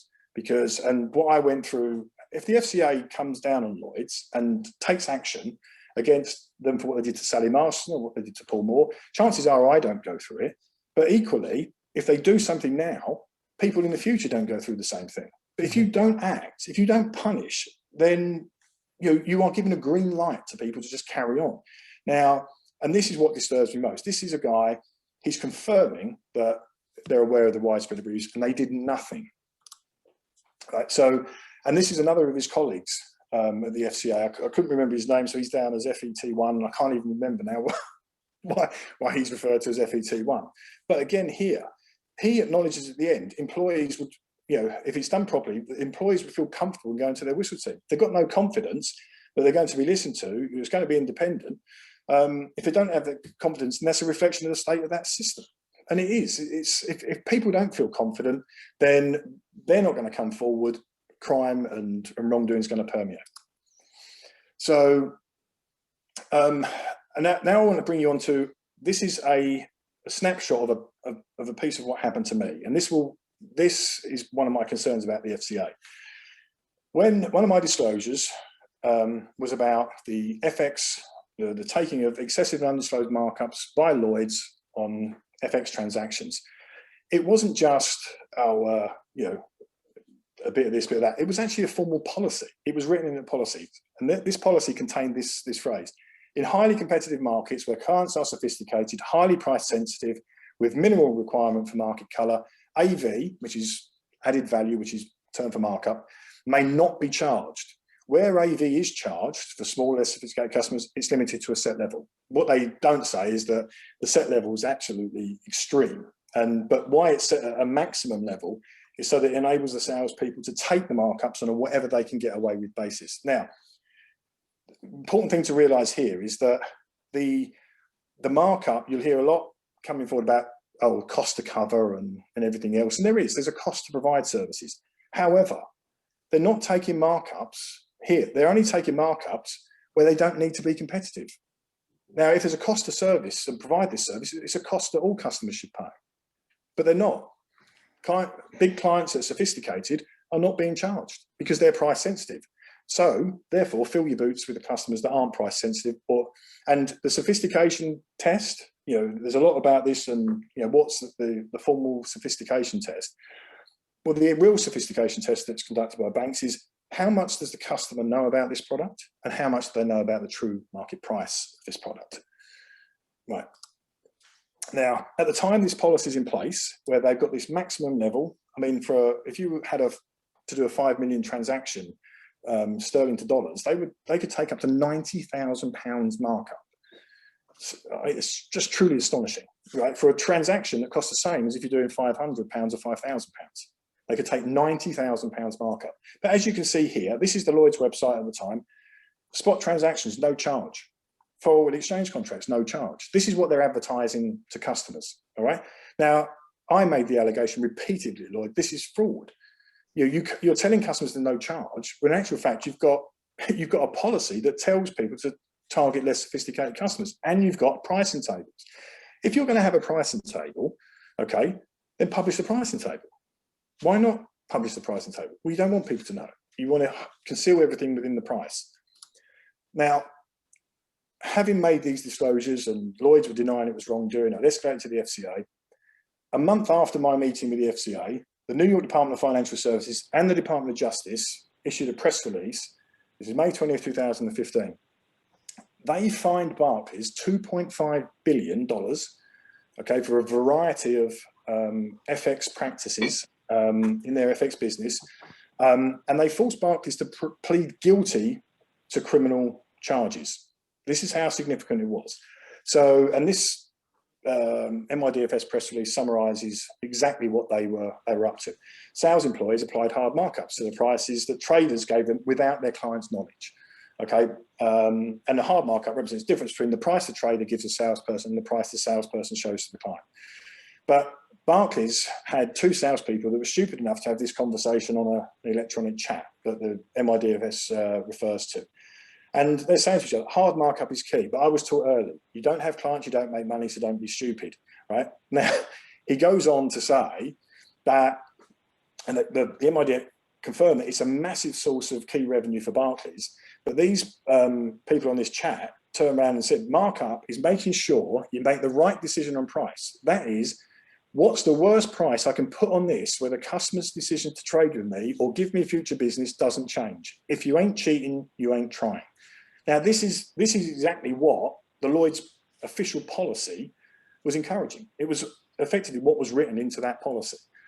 And as I say, they were fined $2.5 billion and forced to plead guilty to criminal charges in respect to that. So at the time, I'm doing cartwheels, because obviously here I'm 4 months away from my tribunal, and the disclosures that I've made, and I've alleged fraud and everything else, I've been vindicated by the US authorities. So I'm thinking, well, great, now the FCA has to provide an opinion, because Lloyds was saying it wasn't. When they do, they'll have to confirm that this was wrongdoing. I'm vindicated. Lloyds then have to backtrack. They probably have to settle with me, or they have to, acknowledge that I was right. Now, but that didn't happen. I pushed for an opinion from the FCA on a particular issue, and this was about partial fills of orders. It was an attempt to defraud Tesco's that took place on July the 1st, 2014. Now, I pushed for an opinion just from the FCA, didn't ask for help, just wrote to them, give me an opinion on that. Is it wrongdoing as I said, or is it not wrongdoing as Lloyd said? They delayed, and after that notice on May 20th, the FCA's attitude to me changed. I couldn't get any response from them. I even had to get my MP at the time, Gareth Johnson, to write to the FCA and ask them, can you please provide an opinion? You're the prescribed person for the tribunals, and if a trader with my experience and the bank can't agree, how's a judge going to agree? So it went back and forth, They lied to me, they lied to my MP. Internal documents we now have show that. But this is what was sent to me a week before my tribunal. This is from the whistleblower team, who are passing on a message from the Department of Advisory Council. This is a senior guy at Greg Choice in the council's office at the FCA. He's asked me to point out that at present the FCA are not willing to provide an opinion in this case for various reasons, and this is truly astonishing, including that we do not currently hold an opinion which we can provide to the tribunal, and therefore there is no suitable individual at the FCA in a position to give an opinion. This is the regulator. How can the regulator not be in a position to give an opinion on wrongdoing? It's just truly astonishing. And I would later find out from internal documents that he says here that we do not currently hold an opinion. Internal documents I've now got in my possession show that they had reached an opinion 4 months earlier, and they had classified it as wrongdoing, as per my allegations. And 5 months after my tribunal judgment, they would publish a list of all of this misconduct that the FX investigation uncovered and the remediation program sought to address. And sure enough, the partial fill of the order that they tried to do on Tesco's and the excessive markups all feature on that list. And there's an email that confirms that what I've disclosed is on that list and is covered by that wrongdoing. And yet here the FCA said they didn't have an opinion. Now, I went into that tribunal. I had one witness, me, because I had 7 originally. Lloyds 3 times applied to the tribunal, and I'm telling the FCA all this as I go along. 3 times they applied to the tribunal to get my witnesses thrown out. And I won. I defeated the application twice, but they kept coming back, and each time you get a different judge. So they were playing the lottery. They just kept coming, and eventually got a judge who agreed with them, and all of my witnesses were chucked out. So Lloyds had all of theirs, I had none of mine. So, and at the tribunal, the judge, 5 months before the FCA ruled all this wrongdoing, said that he believed Lloyds and that it wasn't wrongdoing. And I'd warned the FCA before that a miscarriage of justice could take place if they didn't provide an opinion. And sure enough, that's what the judge ruled. And 5 months later, the FCA confirmed that, no, it was wrongdoing. The judge was wrong. Incredibly, when it came to a complaint response, a year later, I'd made a complaint in October 15, and they said I'd have a response in 40 days. It took them, it took them 14 months to come back with the complaint response. And in the complaint response, they kept referring to the judge who had found that he believed Lloyd's witnesses and that this wasn't wrongdoing. And they kept using that to justify doing nothing in respect to my disclosures. And I had to point out, but your own investigation found it was wrongdoing. How are you're relying on the opinion of a judge who didn't have all the information and who didn't have the scope to rule. His opinion conflicted with yours, but you went with his opinion. I mean, just truly extraordinary. So, but in July 2015, I received evidence that it was dynamite, basically. So in May 2015, the group security and fraud investigator, a guy by the name of Andy Horsley. He investigated my disclosures and he produced an outcome. Basically denied everything. Basically, there was no wrongdoing, but he cited testimony of witnesses. And there was a particular witness, a guy sat next to me and I was incredibly upset because it looked like the guy had lied. He'd witnessed everything that happened with his Tesco's, attempt to defraud Tesco's, and it looked like he'd lied. So they didn't disclose this evidence at the disclosure, but 2 months before the tribunal, they were forced to disclose the transcripts of the interviews that this group security and fraud investigator had undertaken. And I got these transcripts. These weren't notes, these were transcripts of audio recorded interviews. And these transcripts proved that Horsley had falsified the outcome of his report and he had falsified the testimony of witnesses. He had also falsified, he'd chosen the testimony of the accused salesperson which contradicted my testimony on a key issue, even though my line manager and the head of FX himself confirmed my version of events. He went with the completely false version presented by the guy who was accused and obviously had a lot to lose. He literally falsified the testimony. So, but I sent all this to the whistleblower team in July 2015, and I was, again, quite jubilant. And I say at the bottom of my email, I list all of the false representations this proves, and I asked them if can we have a meeting with a supervisory team so I can go over everything with you. Now, I made a complaint to the FCA that what happened to that, because my DSAR response shows my email arriving at the FCA. It gets forwarded by John Dodd to somebody else in the FCA who's unnamed, and yeah, he outlines to them what this represents and what I'm saying. That this proves false representations, it proves this, proves that, and there's more. And you can clearly see the file names, so you can see there the audio transcripts. And I said to them, well, what happened? Because for 2 years afterwards, multiple senior people who are involved in my complaint and other things that I'm alleging, all keep referring to Horsley's report as gospel. So in other words, they did a comprehensive report and the investigation and the findings denied everything. No one refers to this evidence. So now, this took place in 2015. I didn't find out that this had been buried or disappeared till 2017, and it took me until last year to get a complaint escalated or acknowledged by the FCA in what happened to this evidence. I made a complaint to Mark Stewart. He ignored it.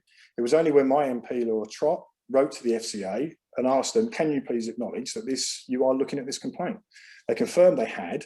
Now, I thought that at the time that maybe they just buried it because there was a conflict. Jane Atwood's department, former colleague of hers who clearly falsified these reports.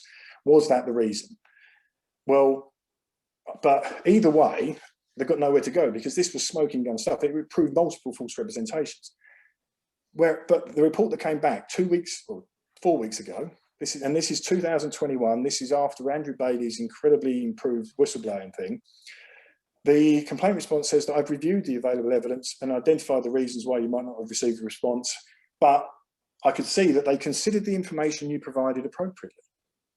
So in other words, this complaint responder is saying that the information and the evidence was investigated and reviewed by senior people in the FCA, and they did nothing. Because the only alternative you have, if you've read that evidence, is you sack Horsley and you sack the two salespeople that tried to defraud Tesco's. And they didn't sack the two salespeople, that's for sure. One of them's still there. One of them left 3 years later, but of his own accord. Now, there is no alternative.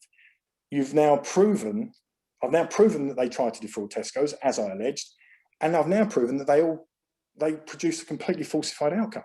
There is no option but to sack them. If they sack them in July 2015, 2 months before my tribunal, and they make public that they've had to do it, they are going to have to issue an apology of some substance to me and make a settlement with me for what they've put me through, because they've denied all this and they've done this. But the FCA did nothing. They took no action, and I had to go through the whole process of the tribunal and the fiasco that was. So this bottom paragraph here, this was just 4 weeks ago. This is the FCA to 2021. So, and this is just one example of what it proved, all right? Horsley, in his findings, says I interviewed Clive Jolin, who sat next to me, on 18th of February 2015. Clive had no recollection of a heated discussion taking place or any reason to remember the incident. That's what he put in his outcome and denied that there was anything. Now, to be clear, if a heated exchange is taking place, it corroborates my version of events because there's no other reason for a heated exchange to be taking place other than my version of events. So when we got the transcripts, Jolin didn't say that. What he actually said was, I can't remember anything being as dramatic as this Tesco order, mainly because I guess the discussion got quite heated, I guess, behind me. It's there in black and white. It's not my opinion. He falsified the testimony of witnesses, and this was one of many that he did. So, and the FCA have looked at that and they've said there's no case to answer for anybody at Lloyd's. Somebody has to tell me how that isn't wrongdoing on behalf of the FCA. Right, so anyway, the FCA then told me that they couldn't investigate the FX markups issue because it wasn't a regulated product. So I then went to City of London Police, met with the detective sergeant, reported it. He confirms and gave him all the evidence, and he was quite excited about it. You know, I showed him that screenshot, no charge, and I showed him the actual pricing policy that said target less sophisticated investigators, customers. So, but then he emails me and says that they've decided they will not be opening a criminal investigation on the basis that the matter had been passed to the FCA and they have decided that no action is to be taken. So I challenged this because, well, the FCA told me it was out of their scope, and it was. Spot FX, which is what this was unregulated product, right? So when I challenged this, the officer of the City of London Police said, I can fully understand your disappointment. I spoke to the FCA and they confirmed they would not be taking any further action on the disclosures that were made at the meetings that you had with them. But then says, for obvious reasons, that is all we are told. You're the police, you trump the regulator. Why are you being restricted in what you're told? But what the FCA didn't tell them was that they hadn't really investigated it and it was beyond their scope anyway. And why is the City of London Police not investigating fraud on the evidence before it? Right, forget what the FCA might think. If I've presented evidence of fraud, that has to be investigated on the merits of the case. So why did the FCA go to extraordinary lengths to avoid investigating and prevent a criminal investigation into the FX markups? I think the answer lies here, and this is an opinion, but I think it's valid. This is from an extract from the witness statement of a guy called Matthew Lawrence, who's a senior executive in the SME Banking and Financial Markets Division at Lloyd's. Right, and he says here, as an aside, I note that Paul would not have been aware that our pricing framework is shared with regulators. So, you know, and so he's confirming the FCA approved that pricing policy. They approved a pricing policy that had in it a practice that had now been deemed criminal by the US authorities.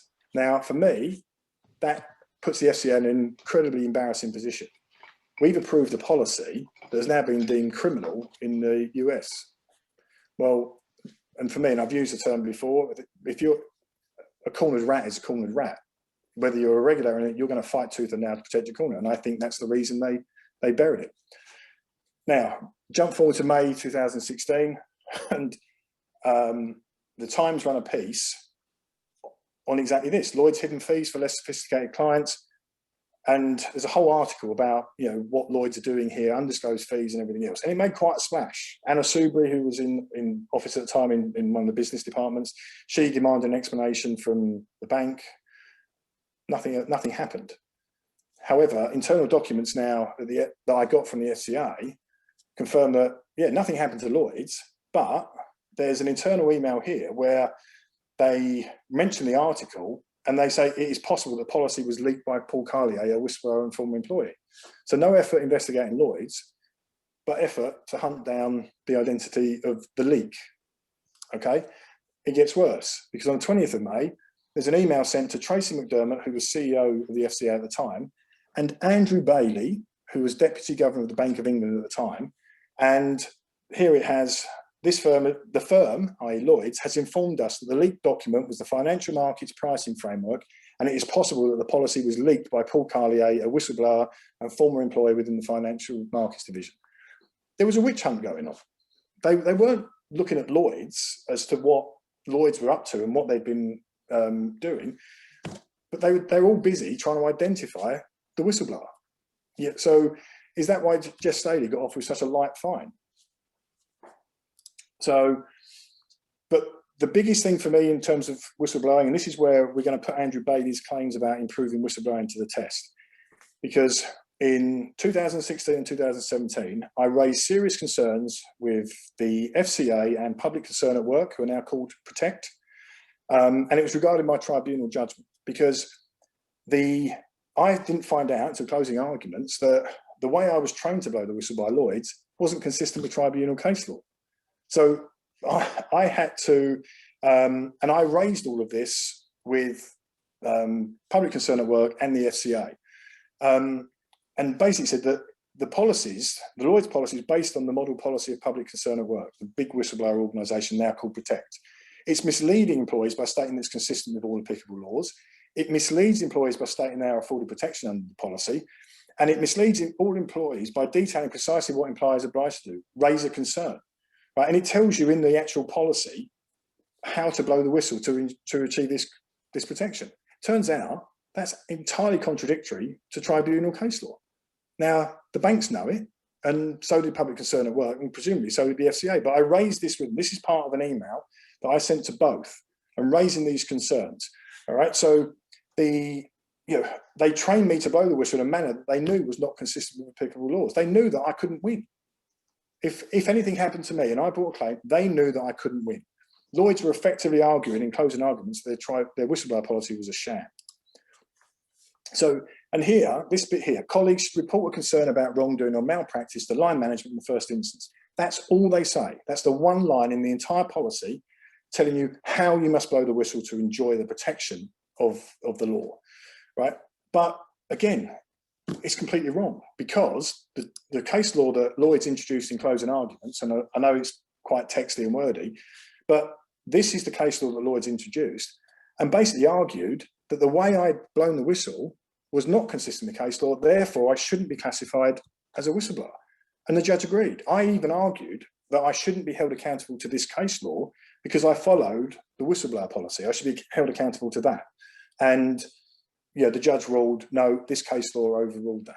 So this is the reason. And it's not just me. This is a whistleblower policy that is basically based on the Public Concern at Work or Protect model policy that is used by pretty much every major firm in the country and every financial and every bank, certainly Lloyds. Now, Lloyds got best part of 100,000 employees. They're all going to be subject to the same abuse.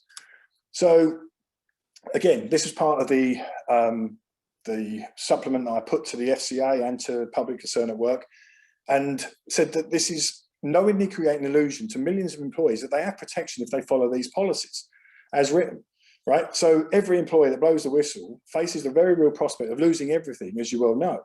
So your policy must first and foremost protect that employee and mitigate against every possible detriment, right? But your policy is misleading millions of employees and leaving them vulnerable. Right, so, and it's also saying that you're gambling their entire livelihood and the future to their family with little or no chance of justice should they need to avail themselves of the legal system. So I put that into writing to Public Concern at Work and to the FCA. I even had a meeting with the FCA in March 2016 where I went through all of this. I even went into incredible detail about the personal impact it had on me and my family, and that 2 times in the process, before I came off the Lloyds payroll, and this is probably me talking as a trader, that you're always assessing the risk reward. There was 2 points where the best outcome for me, the conclusion I came to was that the best outcome for me and my family was my death before I came off the payroll. Because if I died while I was employed by Lloyds, my family got 8 times my salary, which is about 1.5 million, right? They wouldn't, and I'm justifying it to myself, well, and they'd be better off without me. Who wants to be around somebody who's under so much stress and everything else, and they'll be financially secure. Right, and it will be an end to my misery. I mean, that's how serious this gets. And I sympathise with every victim. And we've heard the stories. Multiple people take their own lives and take that final step because they feel there's no hope. And I've been there. I've been in that dark place, and it's incredibly terrifying. And it was too late for me. But here they've got a chance to. I've identified the problem, right, or a key problem. I've been through it. I've got the scars to prove it. This is what you need to change. You can't effect change unless you change change that policy, make it consistent with case law, and everyone's going to have a chance. As it is, you're encouraging people to blow the whistle and you're leading them like lambs to the slaughter. the only record of the meeting that I had with the FCA about this issue is an email from the whistleblower team to the front reception on the day of the meeting confirming that I was attending that day. Every record of that meeting no longer exists. All the personal stuff I went through, everything, all this doesn't exist. But unfortunately, I've still got this email that I sent to them before the meeting summarising what the meeting was going to be about. So let's fast forward to this Silence in the City 2 report, which was done, it's a study done by Protect. Now, the purpose of this was, okay, we decided that 3 years after the new whistleblowing rules were implemented, it was time to revisit the sector and see if they'd made any difference. So this is the acid test. Has Andrew Bailey's, the new FCA rules on whistleblowing introduced in 2016, and Andrew Bailey's, much like he was saying, the efforts that he's taken to improve and prioritise whistleblowing, has it made a difference? Does Liz Gardner, the CEO of Protect, formerly Public Concern at Work, who I raised these serious concerns with in 2016 and 17, she says, she confirms our findings were revealing, and they confirm with much more awareness and trust by employees in the internal whistleblowing arrangements put in place by employers. Employees are confident, they trust, they've got faith in these internal whistleblowing procedures, just as I was saying, you're creating an illusion. But she then says that we were shocked to find that still 7 in 10 of those raising concerns were victimised for doing so, and a third reported that their concerns were ignored. Now, why is she shocked? Why is Protect and Public Concern at Work shocked by that? That's exactly what I told them. That was the, this was inevitable. You are encouraging people to come forward like lambs to the slaughter, and they're going to have no protection. And the employers know that. So of course the employers are going to have no qualms about victimising or ignoring the whistleblower. They know they can't win in the tribunal, and that's why only 4% of whistleblowers at tribunal are successful. But why are they shocked? This was stuff that I raised with them and the FCA 3 years before. Incredibly upsetting. And here as well, now, bearing in mind that she confirms that 70% of whistleblowers are suffering victimisation or detriment, right? But she concludes here that the FCA would regard this as a serious matter, any evidence that a firm had acted to the detriment of a whistleblower. The FCA confirmed in 2020, I think, that there was 1,100 whistleblowers. Now, if 70% of them have suffered detriment or damage, or even 30%, have you ever seen any action taken by the FCA against a firm for abusing a whistleblower? No, there's never been any action that I know of, certainly not publicly, that against a firm for abusing a whistleblower. Now, again, like Kevin Hollingworth said before, like if you don't punish, how are you going to provide the deterrent and prevent it happening in the future? But of course they're going to abuse. They know the whistleblower cannot win in court because you're going to fall at the first hurdle. Every whistleblower has to establish that I made my disclosures in the right way to qualify me as they're protected disclosures. But then you have to prove the second hurdle, which is that your dismissal was the result of those disclosures. Well, nobody can win the first hurdle. So you never get a chance to argue the second because everyone's denied whistleblower status because they've not blown the whistle, made their disclosures in the right way. So, I mean, but it does confirm that the FCA has the power to act as well, and no action has ever been taken to my knowledge. Now, we go on about Lloyd's, the FCA and resources, and we've done this before. This is an email that I sent, and it was basically, there was a widow who had been left a small portfolio of buy-to-let properties, 20 properties in all, by her late husband. There'd been a probate battle, so all funds had been frozen, so there were some arrears in the accounts, 40,000 in arrears. Now these properties, the portfolio probably worth over, we're talking probably close to 3.5 million, loan to value less than 40%. So, and there's arrears of 40,000. Pretty much, I mean, that's inconsequential. Everything she tried to resolve fell on deaf ears. The bank wasn't listening and everything else. So I got involved when, through a friend of a friend, and she said that the lawyers TLT had been instructed and they told her that the LPA receivers had been instructed in 5 days. And anyone who knows anything about LPA receivers, basically these are, these are the ones that really feed on the carcass. If you've got any equity left in your portfolio when they go in, it will be gone by the time they're finished. I mean, and they are completely unregulated. It's the banks use the LPA receivers to bypass the courts, and the outcome's never favourable for for the victim.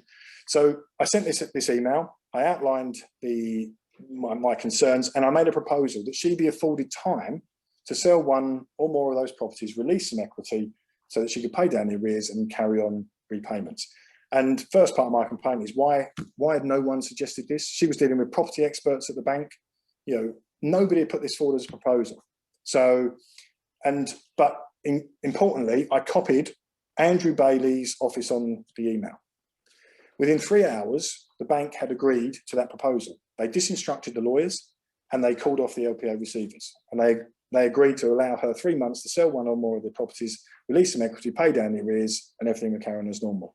And I'm glad to say that, you know, we're now 2 years on almost to the day, and she still has that portfolio. She generates an okay income from it.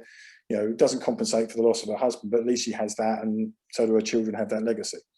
So Andrew Bailey's office copied on that email. A few weeks later, I get this email, and it's from the FCA, from the CMC department. And they've been asked by one of the colleagues to basically investigate me for breach of CMC rules, claims management company rules. Now, you know, now Andrew Bailey and his office know that any work I do for victims like this is entirely pro bono. Now, to be classified as a claims management company, you have to be taking money for it. So, you know, and Andrew Bailey knew that I wasn't. I never charged anything for this, didn't want a penny, didn't ask for a penny. And I made this perfectly clear. That's insane. But that had to have come from Bailey's office. Now, this is Andrew Bailey and the FCA who bemoan the lack of resources. Did they investigate Lloyds for the serious breaches that caused the complaint in the first place? No, they didn't. Instead, they investigate me, who resolved it, who got a good outcome for the customer and a fair outcome, and then wasted 4 months. 4 months they investigated me before they concluded what I told them from the get-go. Well, I'm clearly not a CMC, I don't charge anything. 4 months they wasted investigating me before they reached the same conclusion. Now, somebody has to tell me how that is an appropriate use of what Andrew Bailey refers to as limited FCA resources. So that's the whistleblowing and that's the resources thing. Now, don't anyone be fooled that Blackmore, LC&F is an isolated issue within the FCA. I just want to point this out to you, that last year, in 2020, Lloyds fined Bank of Scotland or Lloyds 64 million for failures in mortgage arrears handling. This was published 3 years after they announced a mortgage redress scheme of 300 million for a variety of mortgage customers. Now, I got involved with a customer who had gone to the bank in January 2013. He was a cab driver, told the bank that he'd just been diagnosed with ME. He'd never missed a payment on his mortgage. Obviously his income was going to suffer. And he said, I just need your guidance. Within 4 years, he had 140,000. He had 185,000 increased costs on his mortgage, 40,000 in arrears, and 140,000 in legal costs that Lloyds had applied to his mortgage account. But when I did some digging, did some investigating, it turns out they'd lied to the courts, they'd lied to the ombudsman and their lawyers, TLT, and I'll say it, I've got the evidence to back it up, and to get a repossession order on the house. I presented all the new evidence that we had to Andrew Bailey's office in January and February 2018. Now, Matt Brewis, who works in Andrew Bailey's office, was quite shocked, and visibly so, because we could prove that the bank lied to him in January 13. They told him, take a payment holiday. Once that 3 months is up, there's more things we can do. They knew that was a lie, because Lloyd's policy was, if you're in arrears, we will not allow you to switch your mortgage. He was wanting to switch to a lower cost mortgage, which would have saved him £500 a month, which means he could have coped with his mortgage payments. They told him, and it took us 3 months to get a copy of that call recording. They'd not disclosed it. And sure enough, he asked them multiple times for a lower rate mortgage. They told him, take the payment holiday. Once that's done, there's more things we can do. When they knew there was less things they could do, because once he took the payment holiday, he was in arrears and would be prohibited under Lloyd's policy from having the opportunity to switch to a lower rate mortgage. Now, we presented this to Andrew Bailey in January and February 2008, showing all the false representations of what had happened. Bailey's office came back and said, we don't get involved in individual cases. This notice that on the screen in front of you confirms that every practice that we had identified and raised with Andrew Bailey's office was going on in that mortgage department at Lloyds. It proves the FCA knew this was going on in 2013, that they were investigating it. Lloyds told them in 2014, we've sorted it. FCA went back in 2015 to clarify that and found that it was just as bad, if not worse. So, and it confirms that there was over 500,000 victims. Now, and the bank confirmed that Peter King, he was the victim, that he qualified under this. Now, his damages were 185,000. This 300 million redress scheme, Lloyds had total autonomy over review and determination of compensation. They offered him £400 compensation. Right, his damages were 185,000, and the scheme did afford consequential damages. We raised this with Andrew Bailey's office. They said, and this was in 2018, and it resonates now as being totally dishonest at the time, because they knew he wasn't an individual case. They knew he was one of 500,000, right? And they were prepared to let the bank proceed with the repossession of his property on all the false representations and all the evidence that we presented to them. We presented hard evidence of fraud by Lloyds and by the lawyers TLT, and Bailey's office said, no, carry on.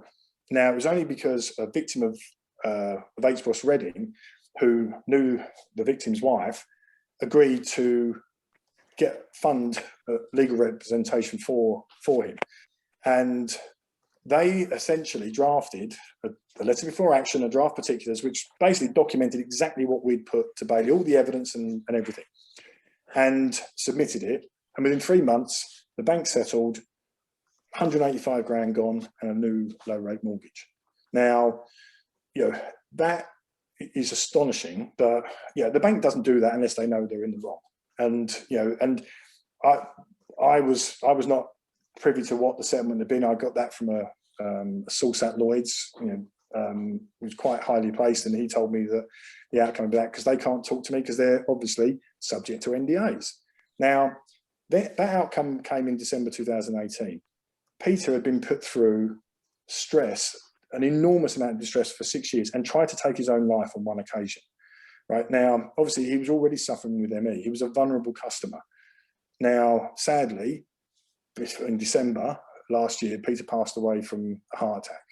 Now, and we've asked the question, well, what did that 6 years of absolute distress do? What role did that play in a heart attack out of the blue like that? It was only, I think he was 49 or 50. Now, and we've got reports from Harvard, the British Heart Foundation, that stress is one of the biggest contributors to heart disease. Sorry, it's quite... Well, I have a suggestion, mate. Yeah. I'm nearly done. I would like to... I'd like to give you a chance to pause for your breath. You've done something tonight, Paul, that is a massive... In my opinion, you have done something tonight that is an enormous public service. I don't think there's ever been or could be anybody delivering such a coherent, detailed, logical, clear expose of what you've been experiencing. And the tone of voice has been exactly the same from the moment you started speaking. And I'm telling you what the tone of voice is. It's a combination of frustration and anger and bemusement and disgust. And I think that anybody that has witnessed what you have been saying is probably feeling the same way. And it is so authentic that it's going straight from your heart into mine. And I am desperately hoping that the absolute sincerity with which you are saying what you are saying is actually going to make a difference. And if it doesn't, I'm just gonna keep kicking up about it until it does, because kind of enough is enough. We've had too many credible, honest, good people within events like this over the last 4 or 5 years saying the same kind of thing. And there's probably 30 or 40 people on this session tonight who've heard the same sort of things from so many different sources, that the patterns are very, very obvious. There is something systemically wrong in the system. And Paul Cardier, I salute what you've done tonight. I really do. Everybody understands we've gone, the timings of tonight's session have gone completely nuts. Forget about that. It really doesn't matter. I just wanted to give you a chance to catch your breath. I'm going to be sending a copy of this recording to the Prime Minister. I'm going to do all I can to make sure that he watches it, because this is a national disgrace. Yeah, our financial services sector is supposedly the crown jewels of UK PLC. Forget your views on Brexit, Remain. In a post-Brexit world, we need a United Kingdom that can demonstrate to the world at large that we have a financial services sector that is absolutely world class. We can't begin to claim that at the moment because there's too many people being scammed. There are too many people reporting financial abuse and exploitation to all the relevant authorities, and not enough is being done. We've got 1% of the police resource going to fraud, yet 33% of all crime in the country is fraud. We've got people like Anthony Townsend repeatedly telling authorities what needs to change and perhaps being ignored. We've got the enlightened eight that I referred to earlier, people like Baroness Bennett, Baroness Kramer, Baroness Bowles, Lord Sharkey, Lord Eatwell, Lord Davies of Brixton, Lord Tunnicliffe, and several others who are also, frankly, getting frustrated, I imagine, with the government's reaction to the superb amendments they're putting in the House. Something's got to change. Something will change. I do not conceive it is possible that we cannot collectively make the change happen that we all know has to change. There's a lovely phrase, and the phrase is, failure cannot live with persistency. Failure cannot live with persistency, ladies and gentlemen. If we carry on pushing, if we carry on trying, eventually somebody somewhere is going to get the breakthrough. It might be Baroness Kramer with her thoughts around duty of care. It might be Baroness Bennett with her thoughts about greater accountability and scrutiny. Who knows what it's going to be, but somebody's going to get the ball in the back of the net. I think we have, I mean, I've got one little piece left to do, and I think this could be the case that does it. Go for it. And basically it's, well, I just wanted to bring to your attention, this is motor finance. I made a report to the FCA in February 2016 about what I'd discovered. That clearly went nowhere. I submitted evidence and a new report in June 2016, thinking that, right, okay, they'll act. When I got my DSAR in February 2017, there was an email saying that, you know, that acknowledged I'd contacted and said that I hadn't sent any evidence in, even though I had. So I resent it, I pushed it and said, here it is and everything else. 2 months later, the FCA finally launched an investigation into car finance. That was in April 2017. 2 years later, they corroborated all of the allegations that I'd made and confirmed that customers have been suffering a 300 million a year detriment as a result of these practices. I actually think that's a lot less than it actually is. I actually put the figure at 3 billion, and that's a year. And don't forget, that comes out, this is the thing, all of these costs, they come out of people's disposable income. This is money that could be spent in the wider economy. You know, this isn't like, you know, that 3 billion a year goes into the pockets of the big firms, that goes to shareholders, but is deprived, the economy is deprived of that spending. You know, so it's all of this wrongdoing has to be in the public interest and the interest of the economy. I referred earlier to those mortgage cases, Lloyd's. That one victim had 185,000 in damages. We estimate that the average victim probably was suffering £300 a month damage over it could have been any length of time, could have been 5 years, could have been 8 years. Now, we put the damage in somewhere in the sort of 20, perhaps 20,000 bracket, rather than the 300-400 they've been offered. That's out of their disposable income. Now imagine if all those billions over that period of time are in people's pockets, you don't have the same number of jams or people just about managing. You don't have, you know, how many people does that bring above the poverty line? You know, this is a, you know, the public interest is served by an honest financial services system that can generate substantial revenues honestly, right? But if it's properly regulated, it does it honestly. It also generates vast sums of disposable income for the economy. Now, I'm going to bring you on to the last case, only 4 slides. This is the case that I think I'm confident will break the back of the Lloyds BSU and the RBS GRG scams. I was first introduced to Julia after the HBOS Reading convictions in 2017. And when I first saw the evidence that they had, I was astonished and, well, oh my God, they're going to have to settle with you because they can't let the public, the regulator or the police see this evidence, because thanks to 2 whistleblowers, they had a substantial amount of evidence. They had the laptop from a whistleblower from the business turnaround company.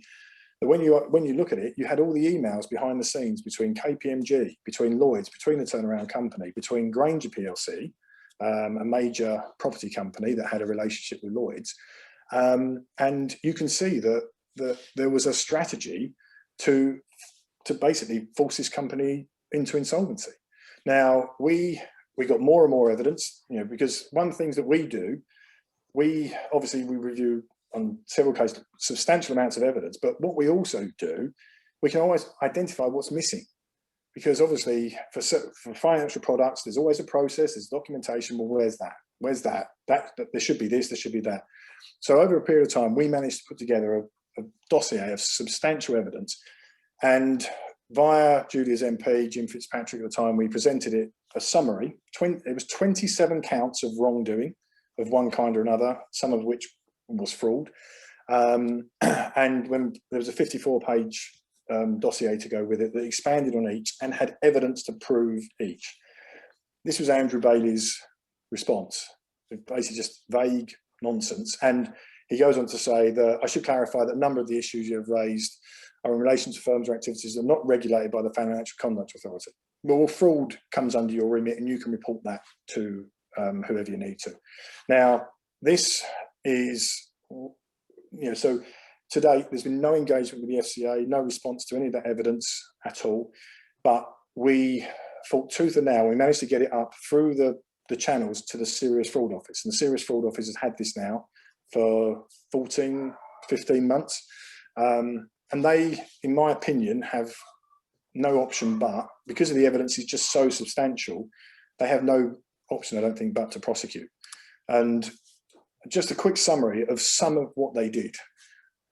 Now, Kevin mentioned the Lawrence Tomlinson report earlier, where he identified that banks are engineering defaults. They're engineering defaults, basically creating scenarios to engineer a default because that gave the bank rights and then they could just do whatever they wanted. In this case, we initially thought that they'd engineered the default in the Angel Group. Well, it turns out, thanks to an internal document, they didn't engineer the default, they faked it. There's an internal document which confirms that, you know, 2 days before the expiry of this facility in September 2009, the HBOS relationship manager confirms they're going to extend it for 3 months. Everything will carry on as normal. All of a sudden, nothing happens. A month later, he says, oh, sorry, credit denied it, the extension, you're in BSU now. Fast forward a year, and there's an internal report that says, we did extend the facility, we just didn't communicate with the customer. So, but they faked the default. Now, but for that, the business never goes into administration. It never and they start taking default interest of 34,000 a month. Default interest they knew they shouldn't have been charging. Right now, and what happened in BSU? Once you're in BSU, it's an abattoir, and we can see the evidence of that You know, they get sold a massive new swap for 40 million, but then where's the facility that goes with it? It's systemic. Now, what we've also got is evidence to prove that Lloyds unlawfully and in breach of FCA and PRA regulation and anti-money laundering legislation diverted £2 million of the business's money resulting from property sales to an internal Lloyds Bank wash account known as a management obligations account. This type of account is documented in the Lord Turnbull report as being used in the HBOS Reading fraud. Okay, we've got internal emails from Lloyds and HBOS saying that, or we can no longer use these accounts due to, and I quote, operational issues. The issues being that Lloyds by this time had found out they'd been involved in the HBOS Reading fraud. So now the problem they had in 2012 was that this business was just generating copious amounts of cash, significant cash. So in March 2012, they gave the company a 1.3 million overdraft facility while they're just gently drip feeding some properties into the market to get good value. And by 2012, the property market was doing better again and they're achieving great values. And the overdraft agreement specifically says that the first 1.2 million of the property sales must be used to repay the overdraft facility, which was on the business account. Okay, so it's specific. It's Lloyd's own, Lloyd's own terms and conditions, but they don't. Right, but we've got email correspondence whereby they confirm, oh yeah, we'll get that transferred, as and when, and they never do. And over the course of 2012, they transfer 2 million in property sales to that internal wash account. Okay, and where it sits, it doesn't get paid off of the overall facility; it just sits there. This business is so cash generative that they have to facilitate or to execute the plan to get them into administration. They have to literally deprive them of cash. So when it comes to October 2012, Lloyds and KPMG forced the business into administration, claiming it could no longer meet its payment obligations when they fell due. Entirely false, because we've got the records from the business turnaround company whistleblower shows that in conjunction with Lloyds, the director of the business turnaround company picked a fight with British Gas, scared the living daylights out of British Gas, telling them that their LTV was 130% when it was actually 57%.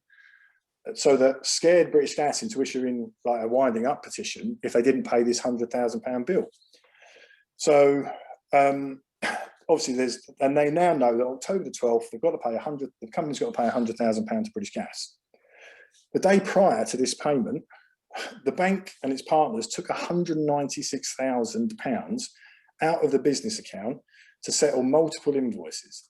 The internal emails that we've got show that they've been feverishly getting everyone to put invoices in so that they could take the money the day prior to this payment being due, leaving the company just short of the £100,000 they needed to pay British Gas.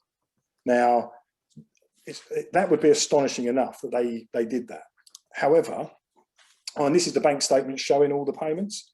October the 12th, the money was due to be paid to British Gas. They took £196,000 out the day before, and that left the business with just less than 100,000 in available funds to pay British Gas. However, it doesn't stop there, because the very day they put the business into administration claiming they didn't have enough to pay the £100,000 British Gas bill, the bank knew there was a balance of 947,000 of the business's money in the internal Lloyds Bank wash account where it had been put by Lloyds.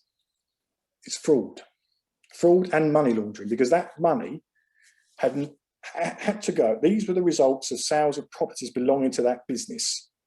And as we all know, if you own a property, that money has to go to an account in the name of the owner of the asset, unless it goes to a lawyer who then can divert it to a lender or anything else.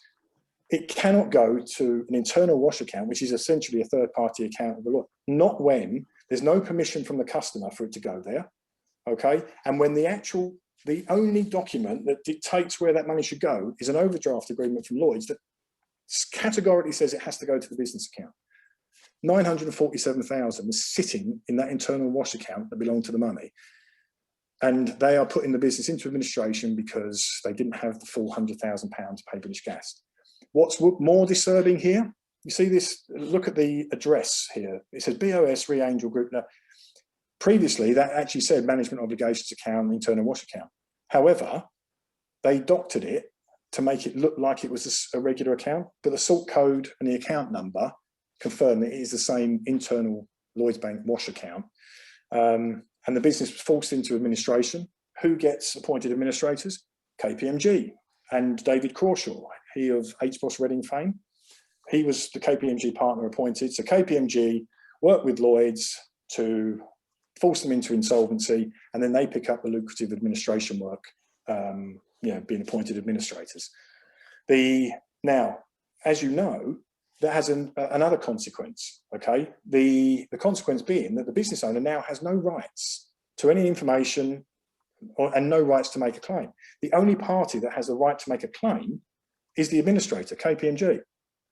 Are they going to launch a claim against themselves? No, they're not. All right. Are they going to launch a claim against Lloyds? Of course they're not, because they rely on Lloyds for a substantial amount of income.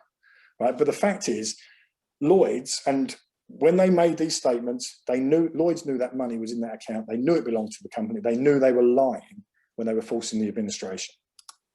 So the evidence we've got proves multiple counts of fraud, conspiracy to fraud, and money laundering.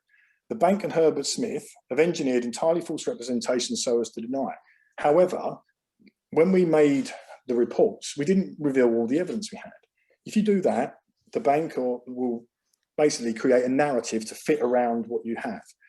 So finally, in April last year, they produced a definitive response. And thankfully, because of the other evidence that we hadn't told them we had, we were able to expose the Herbert Smith letter, confirmed to have been made on behalf of Lloyds, containing multiple false representations. They claimed that the overdraft facility gave them the authority to transfer money to offset against the main facility. That's not what the actual overdraft facility said. I think they assumed we didn't have a copy of it. And it says it has to go to repay the overdraft. We also had internal emails where the business manager in the BSU was confirming that 1.2 million from the property proceeds had to go to the business account first before it could go anywhere else. So we've got these emails confirming the bank knew it had to go there. And they came up with these false representations to justify laundering the money and diverting it to a third-party account, an account that Lloyds themselves had prohibited the use of following the HBOS Reading fraud. So Andrew Bailey and the FCA have all produced positions and representations that are entirely misleading and or false in an effort to defend the bank's actions, okay? And also made extraordinary efforts to claim that the deposit taking, the act of deposit taking that was being, was subject to these unlawful diversions and other regulated activities are beyond its perimeter. This year, at the end of last year, Martin Kosmicki of the Executive Complaints Team, who act on behalf of the CEO, the current CEO, by the way, in January this year, he wrote, in an attempt to legitimise the bank's actions in diverting the monies to the wash account, he acknowledged that that could be regarded as deposit taking and an regulated activity. However, a bank may use funds held in an account with the bank to pay off debt if the account holder has agreed to it or the terms of the account permits it. Well, in what he's done, he's so desperate to justify, legitimise the bank's actions, he's actually confirmed that it was money laundering and fraud, because the only agreement that existed demanded the money go to the business account, not to the other account. So he says if the terms of the account or the account holder has agreed to it, it's permitted. Neither of those conditions existed. The money had to go to the business account. We've challenged this and we're still waiting for the FCA to respond. Now, as I said, we've got this case for the SFO, and my God, the battle it took to get there. They've had it for a substantial period of time. But the SFO will only, we're only review stage. They will then make a determination as to whether or not to launch a full-scale criminal investigation, right? And they do it because, they're worried about the stock price of the bank and everything else. But the bank knows that this is there. Michael O'Dwyer of the Telegraph last year wrote a piece confirming that the case was with the SFO. So it's not like we're talking about stuff here that is not known. But the concern for me is that they will make a determination, the SFO, as to whether or not to investigate or prosecute without having seen any evidence from the bank. They're only relying on the evidence, because at this stage, only a review, provided by the victim. So it's like you or I in the street, you get stabbed and the police said, well, we can't look at CCTV. We can only rely on evidence that, from the victim, who's obviously, in no. That's essentially what how the SFO operates. Now, yes, there is a reason to be concerned about the impact on stock price, but that's all that CEOs and boards care about. If they're made aware that, no, we will announce a criminal investigation if the evidence is, and we will say that, then perhaps that will act as a deterrent as well. But how many, the problem here is this case here, the victim is I say fortunate because, she's been bankrupted, lost everything, and it was fraud. Now, and it's still going on even now, bizarrely, but I won't go into. This deserves a whole other thing once we get somewhere with the SFO where they agree to prosecute. But this evidence is like I'll call it the halo effect, because so many. I've got 2 other victims of the same combination of Lloyd's and Corsair of KPMG that went through the same BSU office. Their outcome was the same, but you can only see what's on the surface. You can't see what's going on behind the scenes, but the outcomes are the same, and it's so obvious that the same things happen. And a criminal barrister said it's unlikely that they are doing one thing with you at an 11 o'clock meeting and then doing something different with somebody else at 12 o'clock. The only thing that was different was which parts of the menu or strategy did they pick to do. And in this case, they tried something, it didn't work. So rather than let the business survive, instead they just crossed the line into fraud and criminality and destroyed the business. And fingers crossed that the SFO will investigate and prosecute, and I think they're in a difficult position, because if they don't, we've not published, what you've seen tonight is a tiny fraction of evidence. We have so much more, but we're waiting for them. Now, if they don't prosecute and we publish all the evidence, fingers are going to be pointed and questions will be asked. So I think they have no choice but to do the right thing and prosecute. And I think Lloyd's, we've presented the evidence to Robin Budenberg, the new chairman, who's pledged a new lease and he's going to look at things differently. And so we presented it to him under the senior managers regime. So all of the evidence we've got, presented it to him.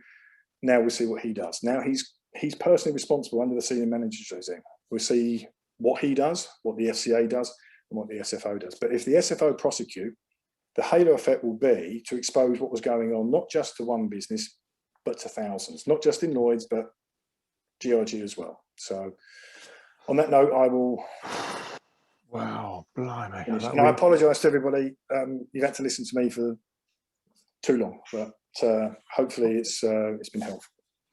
Paul, it certainly wasn't too long. It was 100 times more and better and more significant that any of us could possibly have hoped for.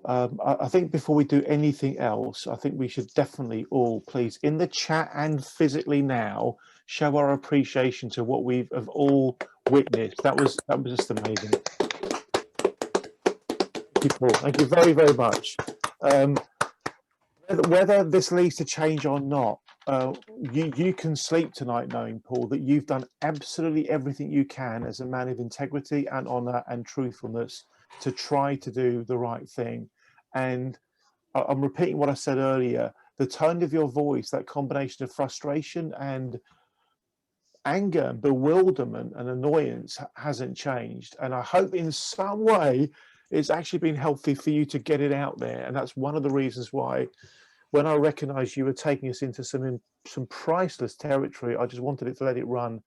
Paul, thank you very much. We're obviously going to come back to Paul in a minute. What we're going to do now, though, is go to Mr. Mark Bishop, and then we're going to go and listen to the other folks who've already arranged to be speaking a little bit. We're probably going to keep the channel open until, I don't know, 9:30 or whatever.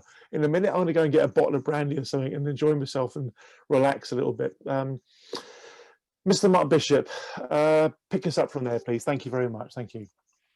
Okay. Thank you very much indeed. I'm sharing screen.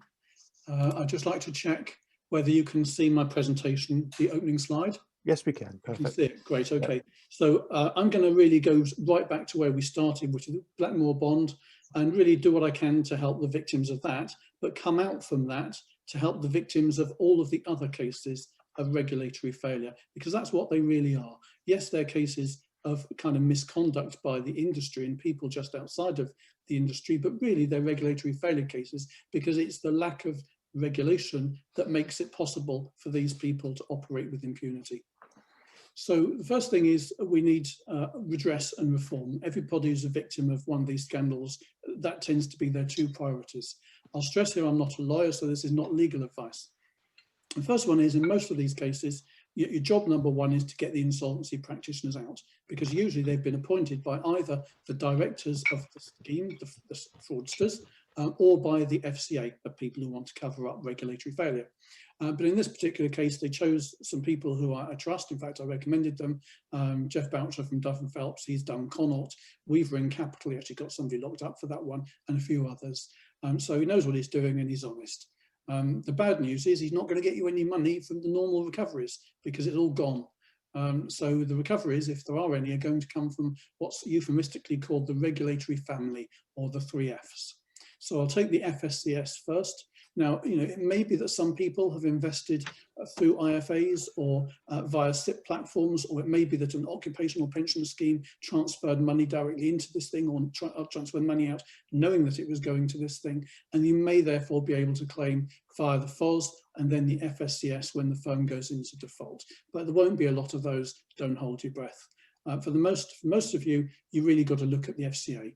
A lot of people say, oh, I've been wronged by the FCA, I really want to sue it.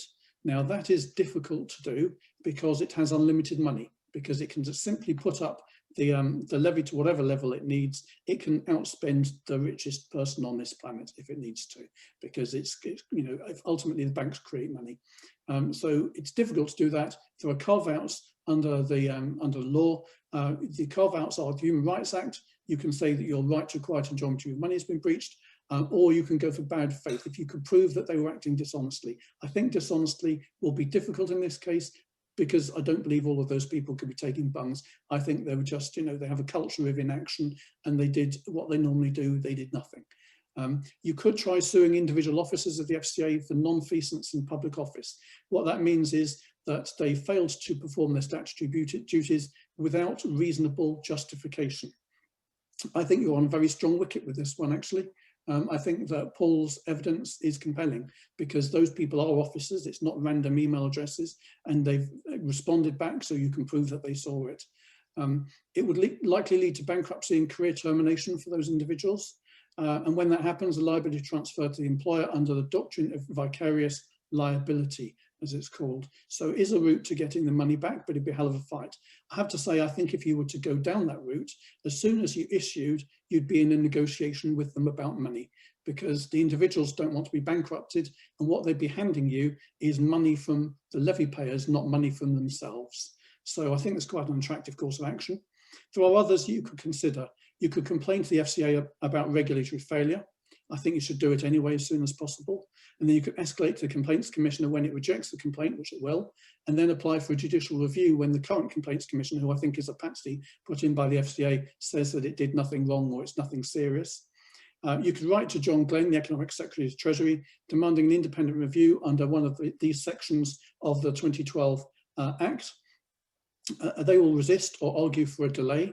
If that happens, seek a judicial review. Please don't do what we did in the Connaught case. We made a big mistake. We trusted the regulator when it said it was investigating. It said, we will get to a review of our actions, but only when we've finished investigating what happened in this case. And of course, what then happens is they've got a huge incentive to take forever to investigate. For 2.5 years, a crystallised loss team literally did nothing in the Connaught case, just simply received information from the insolvency practitioners. So effectively, we paid for the investigation. And then eventually we managed to bully them into sending it to enforcement. When it went to enforcement, more than 2.5 years before we got anywhere. So go for it now is my view. And if he refuses, seek a judicial review. It's not expensive relative to the other options. Back it up with political and media support as well. There are pros and cons to each of these approaches, but they're all hard work and they all cost money, and there is no money left in the estate. So that's difficult, right? So you might end up having to crowdfund these things like a judicial review, or you might end up relying on the goodwill of the insolvency practitioner who is currently working for essentially no money, because there's no money in the estate, to keep working and even to lay out money on third-party expenditure in the hope that there will be a successful outcome. That's a big ask, I have to say. Right, there is another approach. This is my plan B, and this is where what I'm going to say starts to become relevant to everybody on this call pretty much, including the people whose cases were described by Paul in his amazing presentation. So the plan B is to argue that your problem is systemic. It's not specific to this case. This case is merely one illustration of the problem that you have suffered, and you push for a royal commission. So there's a huge number of other cases. Now, this is the thing, right? Paul didn't just talk about Blackmore bonds, did he? He went to talk about a number of other cases, and each one of those cases, if listened to in isolation, is absolutely shocking. Now, I know Paul well, and I think he's done a great job, and I absolutely don't want to kind of, to downplay what he's done, and I'm sure he wouldn't take it this way, but in all of these cases that I've listed here, the story that could be told is every bit as disgusting. The regulator's behaviour is at least as negligent, or in some cases, at least as dishonest. There is nothing unique about any of those cases. They are examples of common practice, right? And actually, it's really important for the Blackmore Bond people that you understand that what happened to you is what happened to everybody, because your case, I think, is predicated on being able to persuade, ultimately Parliament, that what happened to you is what happened to everybody. It's a systemic problem, right? So if you look at all of those cases there, LCF and Connaught, reports have been published, they're semi-whitewashers, particularly in the Connaught case, but the victims haven't been compensated. We don't believe there's going to be genuine reform. They actually put the person responsible for most of the errors and many of the errors in charge of the reform. That tells you something. IOHP redress scheme we're going to get soon. HBOS Reading, Dobbs will put the focus back on the FCA, because once you know what the management of of Lloyds knew about this case, you've got to ask what the regulator knew as well. GRG is still there in the background. There's all the peer-to-peers, there's Part First, Store First, Battered and Gold and other mini bonds, Dolphin, Premier FX, I don't want to list them all, you can see them all there, and the big one at the bottom is Woodford. In Woodford, billions of pounds were lost by average Joes and Josephines, not wealthy people, not sophisticated people, not small business owners, mostly people making modest provision for their retirement. And that one, I think, on its own could be the one that takes them down. And interestingly, many of them involve the same themes and even sometimes the same people. So there are links between individuals and MEMA or whatever it's called, and ARC pensions, and I think one or two of the other pension scams. And some of the authorised representative stuff is systemic as well. So ignoring whistleblower evidence and Section 121 offences not being policed are examples of stuff that you will find in many of these cases. I think that if you were to ask for a Royal Commission, the objective should be as stated here. The first is to establish the truth about existing misconduct and regulatory failure cases, including the ones we don't know about, but the FCA is keeping up its sleeve for now. Secure redress for their victims. Prevent similar things happening in the future. And this is partly about removing the bad guys from the industry and the regulator, but also about fixing the regulator and the regulations. The context of this is crucial. I think it should be about a blame-free discovery of fact. It applies to perpetrators and enablers equally, the regulator included. A protected environment is what we should be aiming for. The idea is you fess up and pay up and leave the stage and you go free. So this isn't the place for huge numbers of prosecutions. Waiving the right to prosecutions is the carrot that you need to use to get people to fess up and pay up, right? And to leave the stage. Failure to disclose or to pay up, it doesn't mean that all bets are off. The book is thrown at you. Lifetime bans, prosecutions, removal of permissions from firms, even large firms if they don't cooperate. And it applies equally to individuals as well, because it shouldn't just be shareholders of large firms that suffer, it should be the individual perpetrators and those enable it. Where perpetrators can't or won't pay up, the Treasury or the regulator does. It's a learning exercise. The aim is to admit the problems and fix them together. So, how to achieve this? I think you should work with other action groups and scam victims to demonstrate the systemic nature of these problems. Engage with John Glenn and his shadow, Pat McFadden. Help the APPG on personal banking and fairer financial services to make the case for you. They already intend to hold a commons debate into how to fix the FCA when Parliament returns to normal. And they've also, I think Andy mentioned earlier, they are launching a call for evidence about cases just like this. you know, examples of where the regulator has failed. They want to hear about them. And so TTF will be involved in collating that evidence, and I think people, if they're asked to cooperate, should do so. And I also just asked the question, might TTF or action groups together crowdfund a judicial review of any government refusal to hold a parliamentary a royal commission, or an attempt to kind of neuter it by setting the brief in a way that prevents it from getting to where we need it to be. So really that's my presentation. I think I'll just briefly talk about the benefits of it. Sorry, whoops, the benefits, whoops, of why this is worth doing. It unites victims in all regulatory failure cases behind a common cause. Every MP has casework on one or more of these cases, but not on all of them. This is important. If you try and contact your MP about an obscure case, you know, even Blackmore Bond, you know, many of those MPs do not have a victim who's written to them. But if you write to them and say, actually, there are many problems with the FCA, here are 20 cases that we know about, and ours is one of them, they will certainly have heard from people in some of those, you know, LCF, Lendy, you know, funding secure. Crowdfunding becomes more viable due to the number of people affected. The weight of evidence is simply overwhelming and undeniable. There's a consistent pattern of behaviour across many years, sectors and cases. There is failure to perform statutory functions to a reasonable standard. It's caused by endemic cultural and leadership problems. It is exacerbated by governance problems, particularly lack of transparency and accountability. Once the Treasury is forced to concede these points, the case for redress and reform becomes irresistible. Okay, I don't know if we're going to deal now with questions or comments, or take it to the after the questions. Mark, thank you so much. That was again absolutely brilliant. What we're going to do, folks, is we're going to quickly go through everybody that had organised to be a speaker, and then for those that want to remain, we'll have the general Q&A. Okay, and I'm going to go to, bear with me, folks.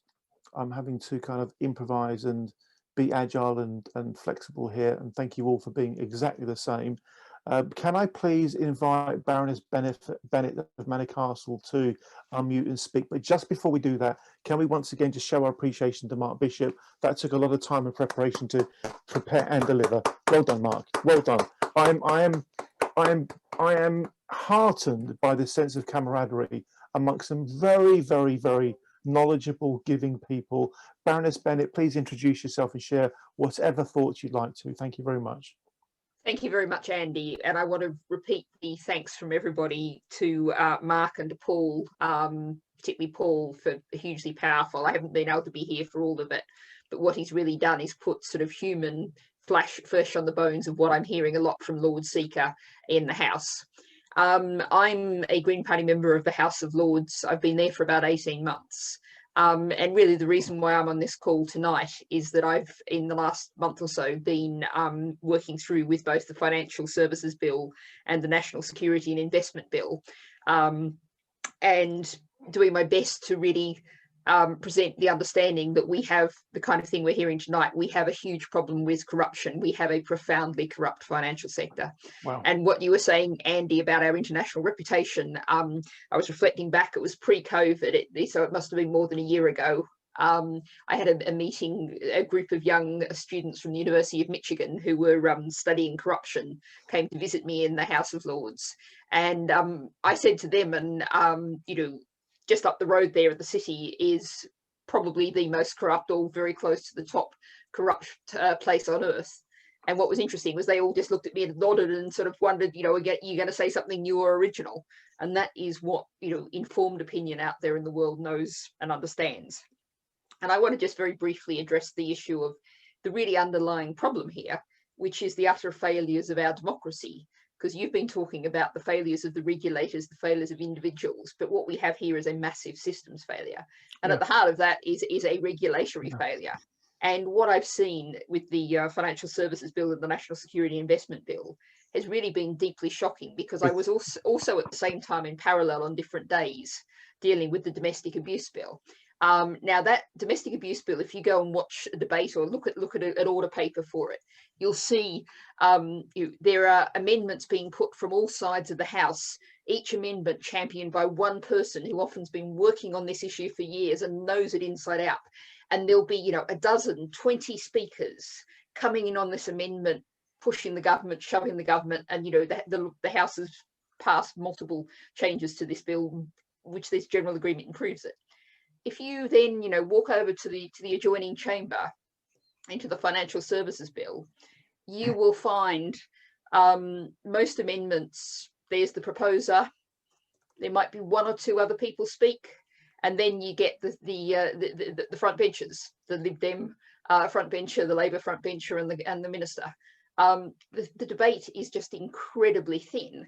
And, you know, it got to the stage in the National Security Investment Bill, our last day, when someone commented, gosh, is there actually any opposition amendments here? Because all of the amendments were being put by Tories and some crossbenchers who were essentially representatives of the financial sector, people who come out of the kind of companies we've been hearing from tonight. And, you know, we've got the bill made by the government, and they are actually there trying to make it better for the industry, and that is the only force that's operating. You know, what I've been doing and what Lord Seeker's been doing, and, you know, I think we're starting to see a little bit more of a swell of movement of some people who are more of an opposition force, but, you know, most of us are very new. You know, quite a few of the people who are in this group have only been in for a few months. I'm kind of the veteran at 18 months. And so we have a huge failure of democracy. And, you know, I'll point people to a little book by a guy called Stein Ringen, Nation of Devils, written about a dozen years or so ago now. It basically said the UK and the US are ungovernable, and their first past the post, failed, outdated political systems are broken. And what we've got in the financial sector is just a symptom of that. So I like to be hopeful. So I'm going to finish on a hopeful note, however, because I do have a positive suggestion, and it's an amendment that I put at committee. The way this works is committee is the first stage of our consideration, then reports our second. I'm going to put this down again in report. And this is working with, I've been working on this bill with with SPERI, the Sheffield Political Economy Research Institute, particularly Andrew Baker, and also with Nicholas Shaxson and others from the Tax Justice Network. And the amendment that I think is in some ways a positive one and a way forward to deal with the problem I've identified is, in the EU, there's something called Finance Watch. That actually is a network that is able to provide expert commentary to MEPs to say what's wrong with bills, what's wrong with regulation, where things need to be fixed. And so my amendment, my proposal is to create a UK version of Finance Watch. In the first round, I called it something else just because, you know, anything EU is not very popular at the moment. But I think I might just call it Finance Watch because people will be clearer what it means in the next round of amendments. But I think we need that.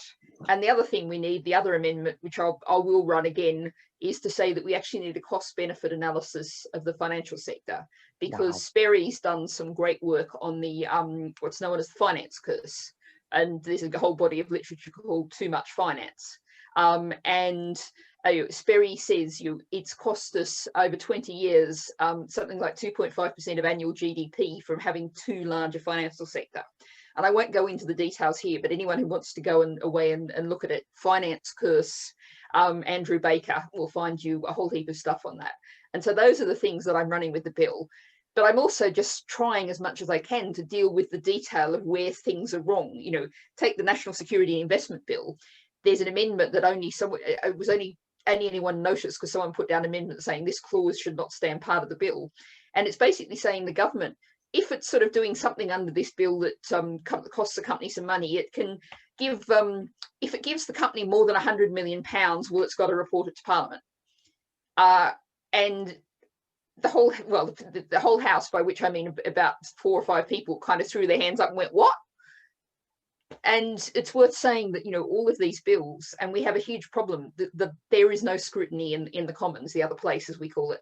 I did quite a lot of work on the Medicines and Medical Devices Bill, and it came to us in a most uncooked, chaotic, messy situation, having been through all its common stages. And even just really simple technical problems hadn't been dealt with. Nothing happens to bills in the Commons. It's all just political staging, game playing.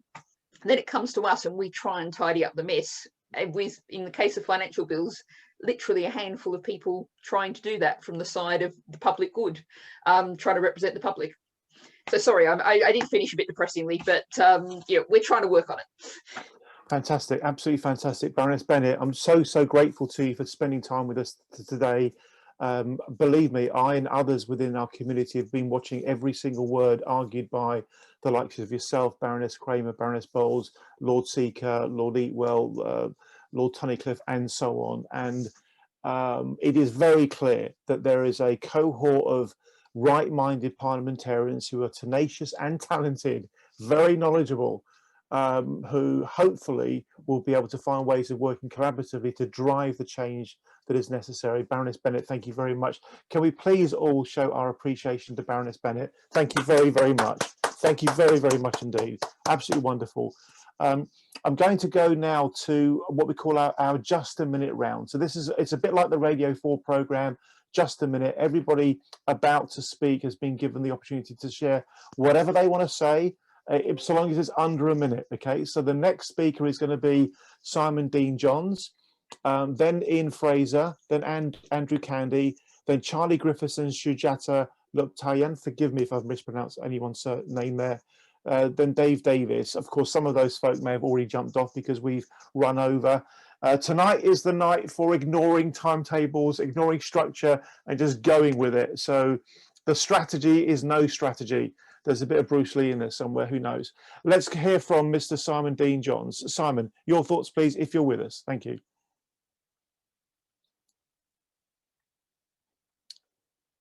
Maybe not. So let's go to Mr. Ian Fraser. Is here with us? This may be easier than I thought it was going to be. Let's go to. Oh, go for it. I'm here. Thank you. Go for it. Thank you very much. Okay. Well, I think you're doing fantastic work here, and a tremendous panel with Susan Kramer, Natalie Bennett, Paul Carlier, and Mark Bishop. So, very, very good presentations. I mean, this is something I really started writing about in 2008, and then it was a much more lonely pursuit because basically there were very few people who were, you know, campaigning or being activists for financial reform or exposing financial wrongdoing. So it's fantastic. There's now a much wider interest in this topic, and I feel there is a real momentum here. You know, I was very encouraged by what Susan Crane was saying, very encouraged by what Natalie Bennett was saying. But I do think with the current government, there's very, sorry to be pessimistic, but there is very limited hope. I mean, you just have to look at who they appointed to run the FCA, a former Clifford Chance solicitor who's the chairman, and a former head of the London Stock Exchange who's the chief executive, Nikhil Rathi. Rathi really showed what his priorities were when he was looking for a new person to be the head of transformation, the transformation director, which is a critical role in the FCA, obviously. But he appointed a woman called Megan Butler, who was previously, I think she was, basically she was head of supervision. And she was severely criticised, or not personally, but what she did was severely criticised in the Gloucester report on London capital and finance. So the mere fact that he's bringing in a woman, Megan Butler, who was the woman who was in charge of, I think it was supervision. I can't get the exact title. Yeah, supervision. She was director of supervision. So she's clearly failed, severely failed over LCF, over RBS GRG, over numerous other scandals that have been mentioned today, where you know the FCA has done very little or nothing to properly uncover the frauds or to punish the perpetrators. And this very woman is now running transformation at the FCA, so that's disappointing. People have been commenting in the chat that what we really need is a royal commission. I totally agree. I think that is essential, but I just don't see it happening under the Boris Johnson government, unfortunately. Can I go on or shall I stop? Carry on. This is gold dust. By the way, for those of you that don't know, Ian is a legendary, outspoken journalist who bucks the trend in terms of speaking truth to power despite consequences, and we're privileged to have him with us. Frankly, carry on, go for it. Okay, this is the book which I sort of spent half my life, a couple of years writing, which basically lifts the lid on RBS, GRG, etc. it really started, you know, with this self-regulation and Big Bang in the 80s. But I think when the Labour government established the FSA in 1997, that's when things really started to go seriously wrong, because they had so many different objectives for this new super regulator, the FSA, Financial Services Authority, and many of these were contradictory. For example, you know, the body was supposed to essentially market London as a place to do finance, and it was supposed to promote financial stability, and it was supposed to you know, do a whole range of different things, as well as ensure consumers were protected. But as I said in Shredded, the trouble with this structure and these conflicting objectives that they gave the FSA in 1997, it was basically going to be a useless regulator. Hang on, let's just see what I said. I said some of the regulator's 5 goals were contradictory. For example, just imagine if a large financial institution turned out to be riddled with money laundering and riddled with fraud. If that institution was deemed to be of systemic significance, the regulator might well be tempted to turn a blind eye for fear that rooting out the wrongdoing and punishing the perpetrators might harm market confidence or financial stability. So the conflicting objectives of the FSA when it was first created in 1997 are one of the keys to the problems that we're living through now. And when they created the FCA, they didn't really alter that. And the FCA came in, as you know, under the aegis of George Osborne in April 2013. So yeah, we need a thorough overhaul. Currently, the current structure is useless. And one of the key problems with it also is that when they have been complicit in waving through systematic wrongdoing earlier in their existence at a particular bank or financial institution, that means they're complicit, and therefore they're not going to properly investigate it when the thing gets fully exposed in the media or elsewhere.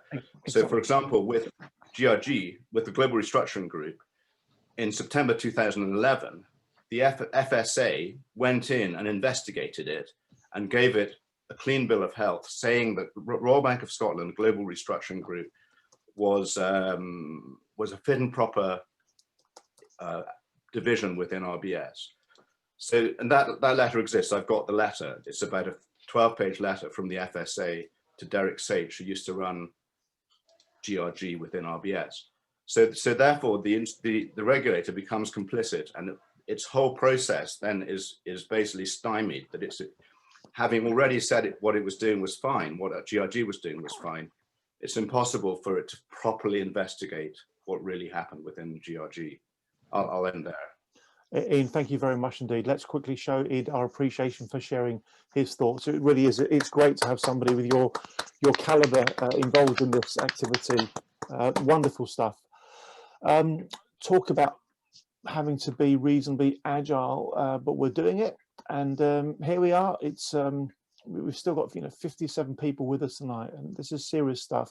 I'm just looking to see who the next speaker is. I think it was Andy Candy. Mr. Andrew Candy, if you're with us, I think you are.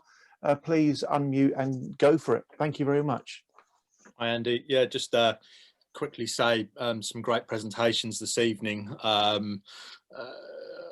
Just astounded at the shared issues that a lot of us all faced, irrespective of whether we've suffered at the hands of interest rate swaps, RBS, GRG, Blackmore, LCF.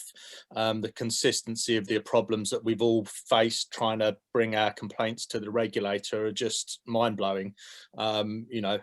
Considering how many regulations and how many scams there have been, the consistency of the problems we've all experienced. And I think Mark alluded to that in his presentation, where he said that the Blackmore should have a look at what's gone on and understand and learn from that about how to bring their cases again to the FCA. And it's I mean, hopefully Paul Carlier will go and have a lie down in a room for a week or two after that presentation, because he's very kindly agreed to speak at another TTF event in a couple of weeks' time that Andy and Alexandra have kindly agreed to host on interest rate swaps, which has sort of been kicked into the long grass for some time now. The presenters on that, Steve Middleton, Paul Carlier, Hester Bass, Peter Crowley and Dave Glynn have all got levels of expertise and evidence that shed further light on the balance sheet fraud that's gone on with banks, the hidden credit facilities that have been manipulated, the shadow banking that goes on. You know, there was me, just a graphic designer running a business that wanted a mortgage on a property as a pension plan, and you know, 10 years later, I'm sort of sat here with you splendid people fighting corruption and, you know, in banking and regulation. That's just truly astounding. But I really do think that there's some momentum being generated by, you know, the goodwill of all of you people. And it's quite heartening, really. So, yeah, that's what I'd like to say. We appreciate you sharing those thoughts, Andy. And folks, April the 1st, 6 p.m. to 8 p.m. interest rate hedging products. It's gonna make the hair on the back of your neck go up. I know it is. You will not believe what you're going to hear about what the banks have done. We're going to go straight, just before we go straight to our next 1 minute round, which is going to be shared by Charlie and Sujata. Forgive me if I've pronounced anything wrong there. Let's again show our appreciation to Andrew Candy. Thank you, Andrew, very much indeed. Thank you. Crikey, I can't go with this. Let's go to our next two. Charlie and Sujata, if you're still with us, please share your thoughts. Thank you. Perhaps take it in turns.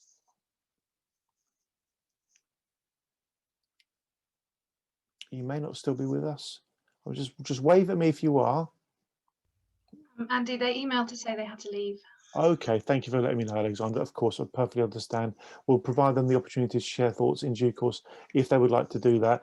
Mr. Dave Davis, who I had a pleasant conversation with earlier today, please take the floor. Thank you. Hello. I don't know if you can hear me. Yes, we can. Yeah. Well, thank you very much for taking the time to speak. It's been interesting to listen to Paul and Mark and Ian and all of the speakers. My background is I've been campaigning on justice issues. I've had a 13-year legal battle with the president of the Law Society, who lied under oath and had supreme confidence that the judge, the police and the regulators would ignore his utter dishonesty.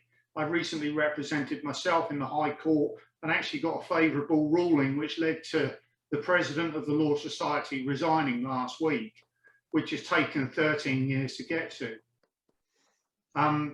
Basically, what I've realised in that 13 years is that the corruption is systemic.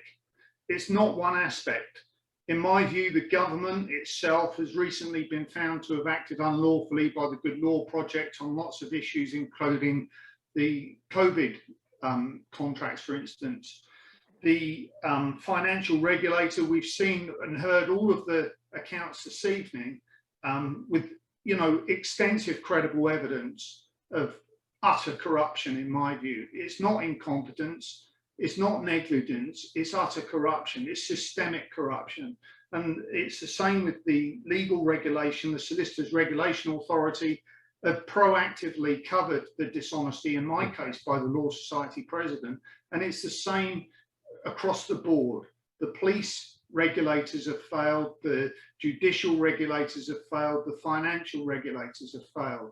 And I've got to the conclusion that each part of the corruption enables other parts. It's a network, it's a systemic corruption throughout. I believe that one way that this might be addressed, and I mentioned this in our call today, is the upcoming United Nations special session of the General Assembly against corruption, which is due to take place in June. And I believe that could provide an excellent mechanism. There's a coalition of the UN Convention Against Corruption, which is accepting submissions from organisations, NGOs. I think it would be interesting if all of the people that have been attended this meeting this evening, but everyone could collate their evidence and it be presented to the United Nations, which may provide a mechanism and call for a motion at the upcoming special session for an independent United Nations assessment of the evidence of corruption in the UK across all aspects. Because I believe until all aspects are addressed, no single aspect will be resolved. The financial regulator is appointed by people that they themselves corrupt. The connections with corporations, the power that they've got with government. It's interesting listening to the issues about the pension. You know, the deregulation of the pension scheme was by George Osborne. He's been paid hundreds of thousands of pounds by BlackRock. The Advisory Committee on Business Appointments ignored utter corruption. The Parliamentary Standards Commissioner has ignored utter corruption. It is systemic corruption, but I believe the upcoming special session of the UN General Assembly on corruption is a mechanism that could and should be used. I accept Mark Bishop's idea of a royal commission, but I think we need someone outside of the UK to give a fair and independent assessment and evaluation, which even in itself will enable global media to report what's gone on, as opposed to relying on UK media that are often complicit or involved in the same situation. So thank you very much for your time. I'll be brief because I know everyone's had a long evening, but my case highlights if the president of the Law Society can lie under oath in court with supreme confidence that the judge, the solicitors regulation authority, the police will ignore it completely. It's taken a 13-year battle to expose or start to expose it, and I believe we need to do something outside of what we're already doing. Thank you very much indeed. I'm going to share my screen with everybody to follow on from a couple of things. One is the point in the chat just now. Somebody put in about the idea: is this just UK and US or is it global? In relation to Dave's point just now, we're going to be doing both. We're going to be doing the UN thing, and we're going to be pushing step by step towards a Royal Commission type idea. It feels as though we need a strategic overhaul of the entire system. It seems like we need a whole system solution to a whole system problem. Trying to solve this in bits isn't going to work. It'll be like chopping off one of the heads of the 12-headed Hydra. It will just grow back. We need to cleanse the entire system. That's absolutely what we need to do. So let's go in that kind of strategic direction. Dave, I really appreciate you bringing those thoughts to us. Please do put into the chat a link to the UN opportunity, because we want to pick up and run with that, and obviously we'll liaise very, very closely with you when we do so. Violation Tracker. Violation Tracker is, as the name suggests, a database of corporate infringements, and it's a US-centric thing, but I'll come back to that point in a moment. When you click on the button I just clicked on, you are shown a list, a ranking of how much money was paid in fines by different industries. Financial services is top of the list. Now let's stop and think for a minute. Financial services is a man-made construct. You know, it is something that's been invented, it's been designed, it's been created. It's not organic. You know, it's not organic, despite the fact that it's been created and designed and it has to be trusted to function successfully. It is the least trustworthy of all industry. The least trustworthy. The word credit comes from the Latin credere, which means belief in. Our entire financial services sector has to be believed in to function, but it's behaving so badly. Exactly as been said, I think it was Baroness Bennett. It's, you know, it's systemically corrupt. It's behaving so badly that it is actually the worst trustworthy industry of them all. Not just by a little bit. Look at the numbers.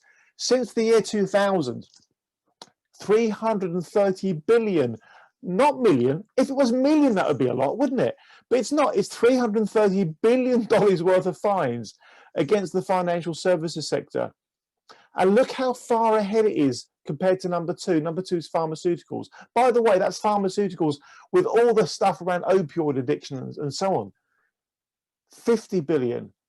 are 6 or 7 times worse than pharmaceuticals.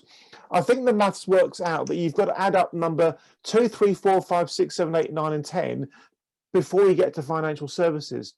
So there is something significantly systemically wrong with financial services based on this data, and it's not the only data around to show us this.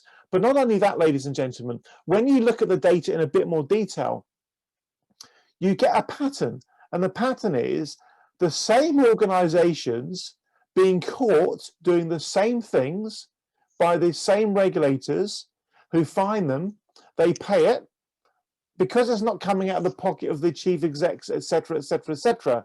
And because these banks and organizations are making so much money, it is actually a prudent business decision for them to carry on doing what they're doing because they're making so much money anyway. There is a cost of doing business attitude amongst the financial sector around these sorts of things. I joined the financial industry on August the 18th, 1986. Yeah, we've had endowment mis-selling, we've had the Equitable Life scandal, we've had, you know, every bleeding week somebody somewhere's being bad to somebody. This has to change. There is something profoundly wrong with the financial industry. There's no hope in hell that it will get fixed if we have regulators to back down, turn a blind eye, don't enforce, don't prosecute, don't go for it. We need a massive change in the system. And if anybody was in any doubt before that tonight, you shouldn't have any doubt now. Absolutely, absolutely. We're going to go to John Banerjee. I know he's had his hand up for a while. I'm just going to keep the channel open for those that want to carry on a little bit. Mr. Banerjee, please share your thoughts. Thank you. Hi, sorry, I don't have video, unfortunately, because my laptop's failing, but that's right. I just wanted to ask a quick question about how to proceed.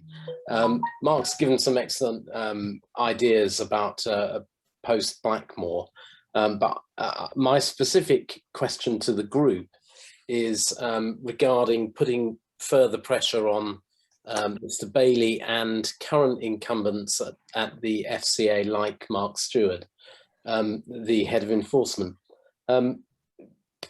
As you know, Andy, and Mark Bishop and Paul Carlier and a few others, I've got some absolutely equally damning information about Mr. Bailey and Mr. Stewart. So to recap, Mr. Bailey's defence for the LC and F scandal in front of the Treasury Select Committee, he essentially said 3 things. He said, A, we didn't know about it. Yes, there were 600 red flags raised amongst the, he said 200,000, but Dame Gloucester makes clear it's more like 120,000 in her report, calls that they received that year.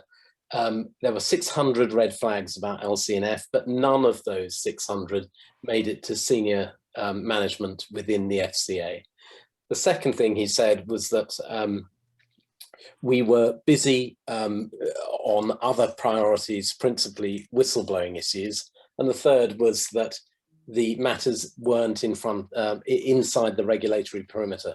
Now, Paul dealt with the regulatory perimeter argument forensically and demolished it. Pardon me, but I actually, in my case, I've got all 3 of the matters. Those defences don't apply, in that I was a whistleblower. The matters which I blew the whistle about were absolutely at the centre of the regulatory perimeter, in that it was related to the senior manager and certification regime, and the correspondence was directly with Bailey and Stewart.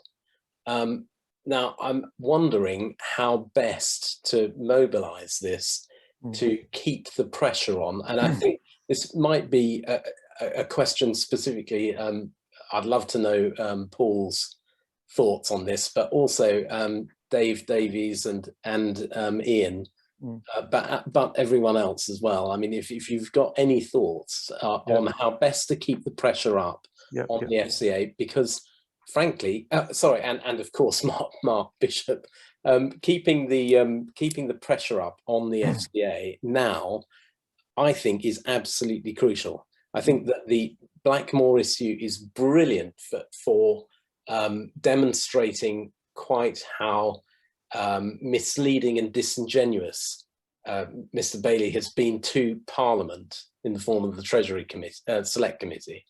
But there's more to it than this. I can see Mark's got his hand up. Yeah, but before we go to Mark, on a purely practical note, myself, Mark Bishop, Paul Carlier, Helen McGregor are zooming. I think it's I'll check my calendar. I think it's tomorrow at let me just do it now quickly. Bear with me, folks.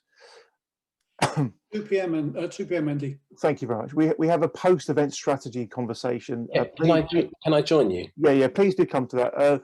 Dave Davies, please come to that as well. There's probably one or two others we really want to get your thoughts on.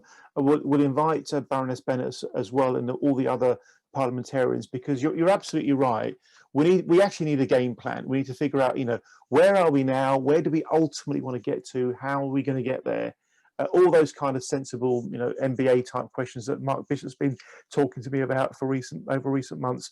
But you're absolutely right. We need to do that, and central to it is keeping the pressure up. It's I failed to mention, by the way, that one of the principal issues was that whilst the FCA were doing their usual strategy of pretending to investigate, which incidentally they've said is properly resourced and they're very happy with it. It's now into its third year at least. They've done nothing, and I now have written evidence from the Metropolitan Police that they have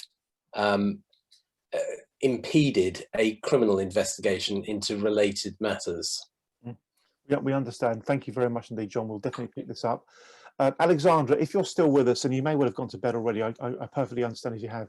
But Alexandra, if you are still with us, can you please make a note to remind me in the morning to extend invitations to Dave Davis and John Banerjee and several others for the special 2 o'clock strategy session tomorrow.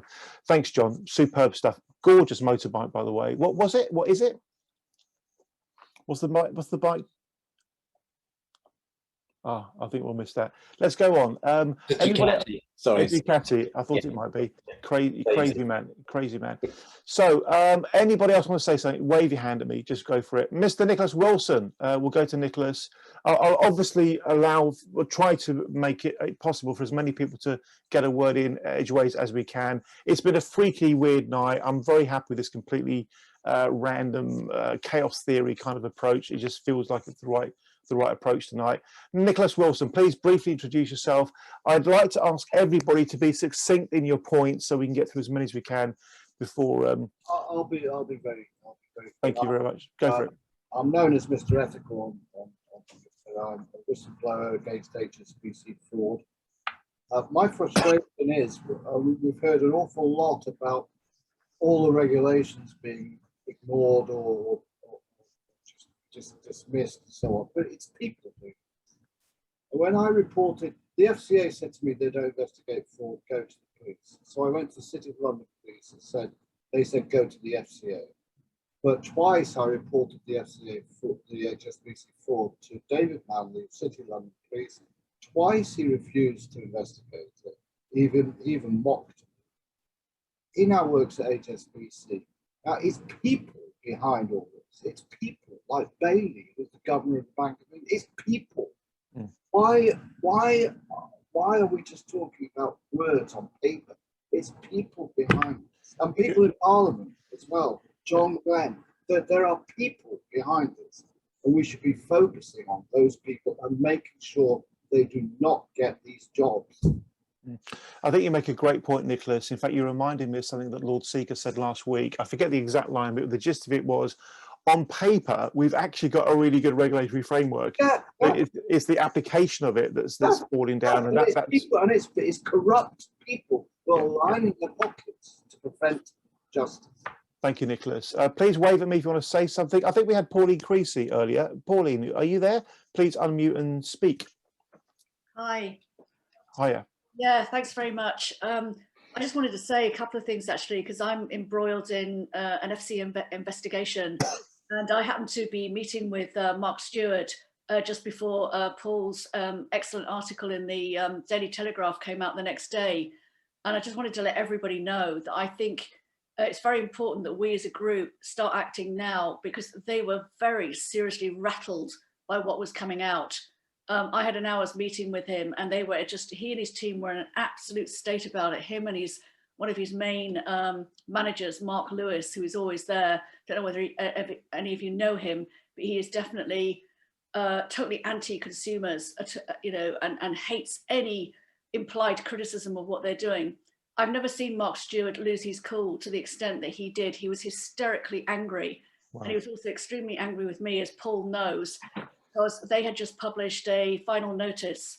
In fact, it's called a censure notice on Premier FX, which basically just looked at the activities of the firm, which we found, all us claimants, rather surprising, because they'd taken 2 years to do the investigation and they weren't making any criticism of the bank or the people that ran the business.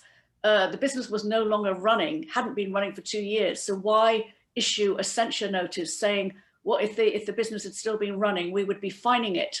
But as it's not running, we won't, we won't make the situation of the claimants worse by taking money out of the remaining assets, which just struck me, well, it struck us all as extremely weak conclusions. They'd given a lot of evidence by the claimants, which they didn't act on. And they were excusing the current directors by saying, oh, they didn't really know what was going on. The deputy managing director, according to Mark Lewis, was somebody who just answered the phones. Yet in their anti-money laundering manual, she's described as, you know, responsible for compliance and had the title deputy managing director. They were trying to claim that people with titles of director, it was just a title and didn't mean anything. And they conveniently blamed the founder who had passed away. And the whole thing just seemed to be extremely convenient. They got very upset with me because I was interviewed by the Telegraph and I expressed some of these views. Basically, to cut a long story short, as Paul knows, and also John, I've been put under huge pressure to withdraw those remarks and been threatened that the Premier FX will not really be continue to be investigated if I don't rein in and if I don't also get my claimants under control, because several claimants have written in independently of me or my committee to say that they're very unhappy with the conclusions of the report. And I just want to give this as an illustration. We've had corruption, it seems to me. I've only been doing this for 2 years. You know, I'm a victim of huge fraud, lost $500,000. It's completely ruined me and my family. And there's just absolutely no interest, no compassion for the victims whatsoever, or the claimants. We're treated extremely badly. And consumers are just a pain in the side. And they have their regulatory framework. It's there for a purpose. It's there to look like it's there. And it's there to look like Britain is a standard throughout the world, but it basically shields the city from doing what it wants to do in all its shadow banking and corruption. And there's been some amazing admissions, you know, to the Treasury Committee by Charles Randall, the chairman, about light touch regulation, which isn't even mentioned in any of the financial laws or any of the regulations, but that was his excuse for what happened to Premier FX. It was lightly regulated because they were one of the smaller firms. They only paid a small fee, and therefore smaller fees does not attract much regulation. Astonishing statement on public record. How does the consumer know that the firm that they're buying services from is lightly regulated, which I actually think is quite possibly FCA speak for no regulation based on what's happened to us. We've unearthed a lot of evidence to show that the firm was never validated, never checked, never annually monitored, and should never have been authorized. One statement in the report, the censure said the firm was in complete chaos in terms of its accounts and its customer records. And yet they failed to say, but the FCA had reauthorized them fully 8 weeks before they collapsed, stealing 10.6 million. I mean, you just could not make it up. Anyway, I just wanted to say to you, they are clearly very rattled. And the fact that he's actually said things like that publicly in front of the liquidators, in front of my other committee members, as well as writing me emails that he should never have written, they're clearly very rattled. And I think we need to exploit that situation. And I'd also appreciate if anybody's on the call who can give me some advice, legal or otherwise, about how I continue to handle this. It'd be much appreciated. It doesn't have to be tonight, but you know, if you could contact me, that'd be really excellent. Pauline, thank you very much indeed. Pauline, why don't you pop, if you're happy to, pop your contact details into the chat or something so that people can reach out to you if they'd like to provide some support. I found what you just said shocking, just absolutely shocking. I put a note in the chat. It's starting to feel a bit like a Me Too movement. One of our members in Canada, Larry Elford, I don't think Larry's still with us. If he is, please say hi, Larry. He started talking the other week about this idea of a Me Too movement to kind of clean up the financial services industry, and this needs to happen. Let's go to Sheila Gardner. Sheila, thank you for waiting patiently for me. Please share your thoughts. Thank you. Hi, can everyone hear me? We can, yes, indeed. Yes, okay. I'll try and make it quick, but thank you very much to everyone for speaking. And it's mind-blowing just the extent of this. And thanks particularly to Paul Carley for whistleblowing on Blackmore bonds. I'm one of the Blackmore bond investors, so I greatly appreciate all the effort that you have done on our behalf. It's phenomenal. My question relates to the fact that Peter Gibson of APPG is now pushing lawmakers to have another independent inquiry similar to the LC&F one for Blackmore bonds. So one question would be, do you think that's going to go ahead, and what is the likely outcome of that? And one thing that's surprising me is that John Glenn, who's the economic secretary, seems to be pushing back on that in terms of looking at the letters that he's been sending out to bondholders. He's basically, people who've written to their MPs have written to John Glenn. He writes back and says that the Parliament has no jurisdiction over the FCA because it's an independent, non-governmental body and they don't look at individual cases. And yet you've got Peter Gibson who's pushing for this inquiry, and we all know what the end result of the LC&F inquiry was. So it just seems strange to me that John Glenn would take this approach, writing back to bondholders, and why. I would do, yeah. I understand. Sheila, you make a very coherent point. I'm going to share my screen again. It's probably going to be the quickest way of responding to what you just said. So, well, not my calendar, not my calendar, but my screen. Here we go. So this is the All-Party Parliamentary Group on Personal Banking and Fairer Financial Services. And the members of Parliament involved with it are these good folk here, including, as you can see, top left, Peter Gibson, MP, the Conservative chair of it, and various other folks. I'll just scroll down. We heard from Kevin Hollenrake earlier, you'll remember that, and so on and so forth. And prior to, and Baron Seeker, it's wonderful that Prem's on the APPG. Now, prior to Christmas, the All-Party Parliamentary Group put out what I thought was a pretty good press release. It was basically on December the 2nd, the press release that was put out was basically saying that the report from Dame Elizabeth Gloucester and the report about LC&F and the report from Reg Parker about Connaught is further evidence that the FCA would appear to be not fit for purpose. That was picked up by the media, for example, Amy Austin and Daniel at FT Advisor and Daniela Esner-Rover at Money Marketing. More recently, on March the 6th, Peter Gibson put out another press release, this one here, saying that there needs to be an urgent report into Blackmore Bond. It needs to be from somebody like Dame Gloucester, who's obviously, proven to be robust and effective. For those of you that don't know, the Secretariat for this all-party parliamentary group is the Transparency Task Force, and we have been tasked by the chairman, Peter Gibson MP, to carry out an evidence gathering exercise. And what we're going to be doing is organising for people who've encountered the FCA to give video testimony of what that encounter has resulted into for them. In other words, what has been their experience.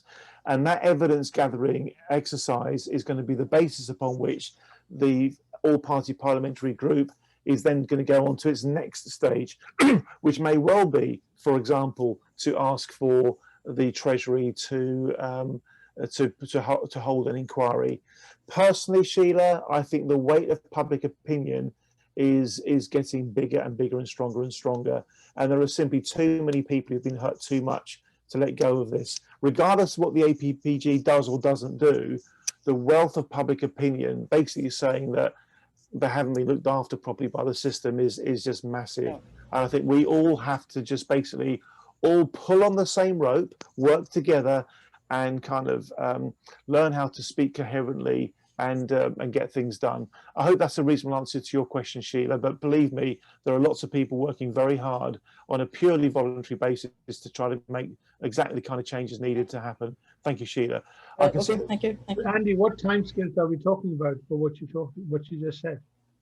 I think within 6 weeks or so, we'd have completed the evidence gathering exercise, something like that. And we're all official report, or is he published, or what? We don't know. We're at the very early stages of actually mapping out the work. So bear with me. It will happen as soon as we can make it happen. Thank you very much. We'll go to Sue Flood, who is known to many of you. Sue, hi. Thank you for staying up so late. It's an incredible session. Please make your point, Sue. Thank you. That's okay. A quick one. Mark Bishop's suggestion and collating all the evidence that is presented, I'm sure, will be put forward for hopefully a Royal Commission. I've got lots of evidence over the last 10 years. Many of the talk that Paul gave this evening, I feel for you. I've been treading that for numerous years. I've got sheets here of some of the names that you've mentioned. I walked into Serious Fraud Office and City of London, where I got thrown out in 2014, and trotted over the road to the SFO, which have been now investigating this for over the 6 years. So it all sort of fits in with a lot of what you said tonight, Paul. I've actually walked and talked your whole thing for years. So I just want to say thank you for that, and to say to Mark Bishop, I've been asking for a judicial review now since 2010. I've got a lot of evidence that may be able to help you, and I hope that I can work with Mark and Andy, obviously, to try to help everybody here. And thank you for everybody participating this evening, and for Andy making it possible, Mark and Paul. Thanks again. Thank you very, very much, Sue. Thank you. Folks, the time is coming up to 9:20. I propose we wrap things up for definite at 9:30. We've never had a session like this before. Normally, believe me, our sessions are reasonably well time managed. I've deliberately not tried to contain tonight because it's been too much. We're going to go to Paul Carlier because I'd like to hear Paul say a few words, and then we'll just check in with everybody else and see if anybody's got anything they're desperate to say before we bring things to a close. Mr. Paul Carlier, we're all indebted to you for today. It's been exceptional, absolutely exceptional. Please take yourself off mute and share any thoughts you're having right now. Thank you. Yeah, I think I just wanted to share more my empathy really with the plight of so many victims that have been let down over so many years. I mean, it resonates with me because my father's business was destroyed in the late 70s. A combination of a small business doing very well, and it was just a combination of the bank, the official receiver, and a large business delaying payment, putting them under. The big department store buys the stock out of the administrator for 20% of its value. I mean, I lived and breathed that childhood and those teenage years with the consequences. So I think, you know, when I've always approached it that, you know, I've been there, I've seen it. There's an empathy with me from the side of things, even when I was in the bank, that, you know, you understand the consequences of your actions. And a lot of the work we do on big cases, we see a gradual progression in people. They're tipped up to a line, you know, in terms of chats and conversations, but don't cross it. And then once they cross the line, there's a self-justification that occurs, and people, you know, they pacify their consciences with it, and then what typically becomes stuff that they've now justified themselves, and it's a vicious circle. And if you don't stop that, if you lose the empathy, and if you lose a deterrent, then things are never going to change. And I can't believe that what I went through growing up, what my father, I mean, destroyed his marriage, tried to take his own life. I've seen the consequences, and I can't believe it's still going on. We're talking 40 years later. And, you know, the insolvency service, as Mark mentioned earlier, that needs to be, it's the Wild West. There is literally, they can do what they want, and that this has to change. I do think one thing I would like to say that, and I'd like to thank the journalists, that they need to be recognised as whistleblowers as well, because I know what the FCA press office is like. They conduct, I mean, they have participated in smear campaigns as well. I don't believe it was just Lloyds or Sally Masterson. You know, I know from things that have circled back to me that the FCA press office have been less than complimentary about me, but they're also very aggressive if anyone publishes something critical. There's a form of censorship, and a financial journalist needs access to the FCA for their living. And the amount of journalists that, you know, all of a sudden, if they publish something critical, they won't get a response from the FCA to questions. And there have been stuff out there that's much more covert. So I think, you know, financial journalists that do this kind of work and do this kind of expose need to be heralded as whistleblowers. And also, when Dame Gloucester's report came out in December, it was kind of, for me, it was dropping a pebble into a pond. There was going to be massive repercussions, because all of a sudden it was a story that no matter what the FCA press office tried to do, they couldn't contain it. They couldn't contain the fallout. And I don't believe that I would have had the platform this evening to have made the presentation and put together and put out what I have, but for Dame Gloucester's report in December. I think, you know, and I do think one way we change this as well, there's an apathy out there. We need to make people aware that, okay, it didn't happen to you this time, but it could be you next time. Yeah. And that's where we need to go. Yeah, yeah. What wonderful, wonderful, Paul. You're making me, you're reminding me, I forget what the phrase is, but basically the short and sweet is, if you don't stand up for somebody else's rights, it may just be a matter of time before somebody doesn't stand up for yours and you end up coming a cropper. We all have a collective interest in doing the right thing. We really do. We really do. Would anybody like to say something, particularly anybody that hasn't yet had a chance to speak? So let me just go to, we've got somebody called Sylvain van der, and I can't see the surname. Sylvain, please share your thoughts. Thank you. Thank you. Thank you very much. I've spent the last 8 years dealing with trying to overcome the problems of people in SIPs, now SASs, now other pension scandals. Yeah. One of the things that I would just add to your long list of terrible things that have happened in the market, which I noticed in Mark, your list you didn't include, is any of the DFMs, discretionary fund management problems. And they are huge, and they are coming over the hill now. Sure. I have repeatedly reported everything that I have found to the various authorities, and just like everybody else, I have yet to find anything that I would describe as a positive reaction to them. But there are literally thousands and thousands and thousands of people that aren't being coalesced around the Blackmore bonds or LCNF or what have you, that are being utterly financially destroyed every day, and it's still happening via pensions. Right. And I would just like to sort of point that out as a missing part of today's conversation. Sylvain, thank you very much. I'm going to do something practical because this is brand new news to me. God knows how we're going to find time to do something about it, but let's try anyway. As our approach to life is just try anyway. Sylvain, I've just put a link into the chat through which you can fix up some telephone time with me. If anybody else wants to use the link I've just put into the chat, the free busy link, go in there, get into my calendar, book in some telephone time. Let's have a conversation and see where we go. Let's now go to Helen McGregor. Helen, to you. Thank you.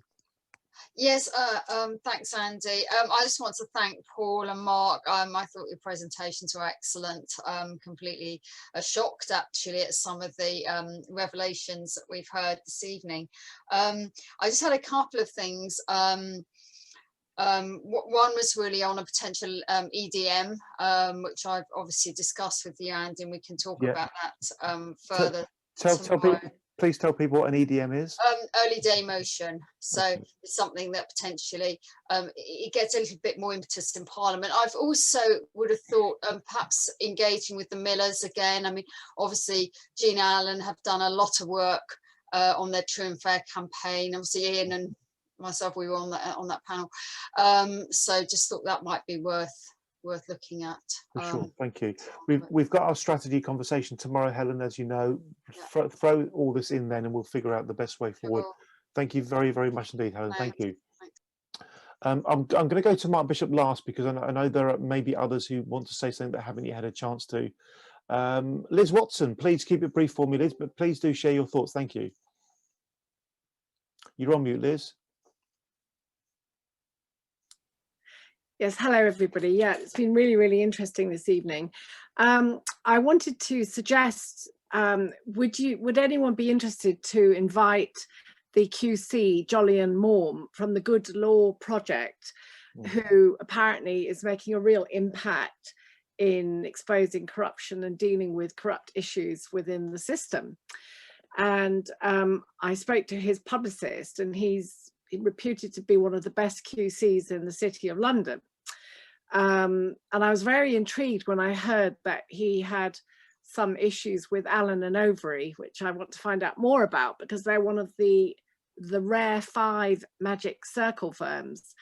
And I found out to my horror that the securitization frauds that had been done to me and my family from 20 years ago through Lloyds Bank, which is where the money ended up, were being basically guarded by that firm as trustees in a slush fund in Jersey. And this is really very shocking to me because I don't know a huge amount about securitization, but I know little.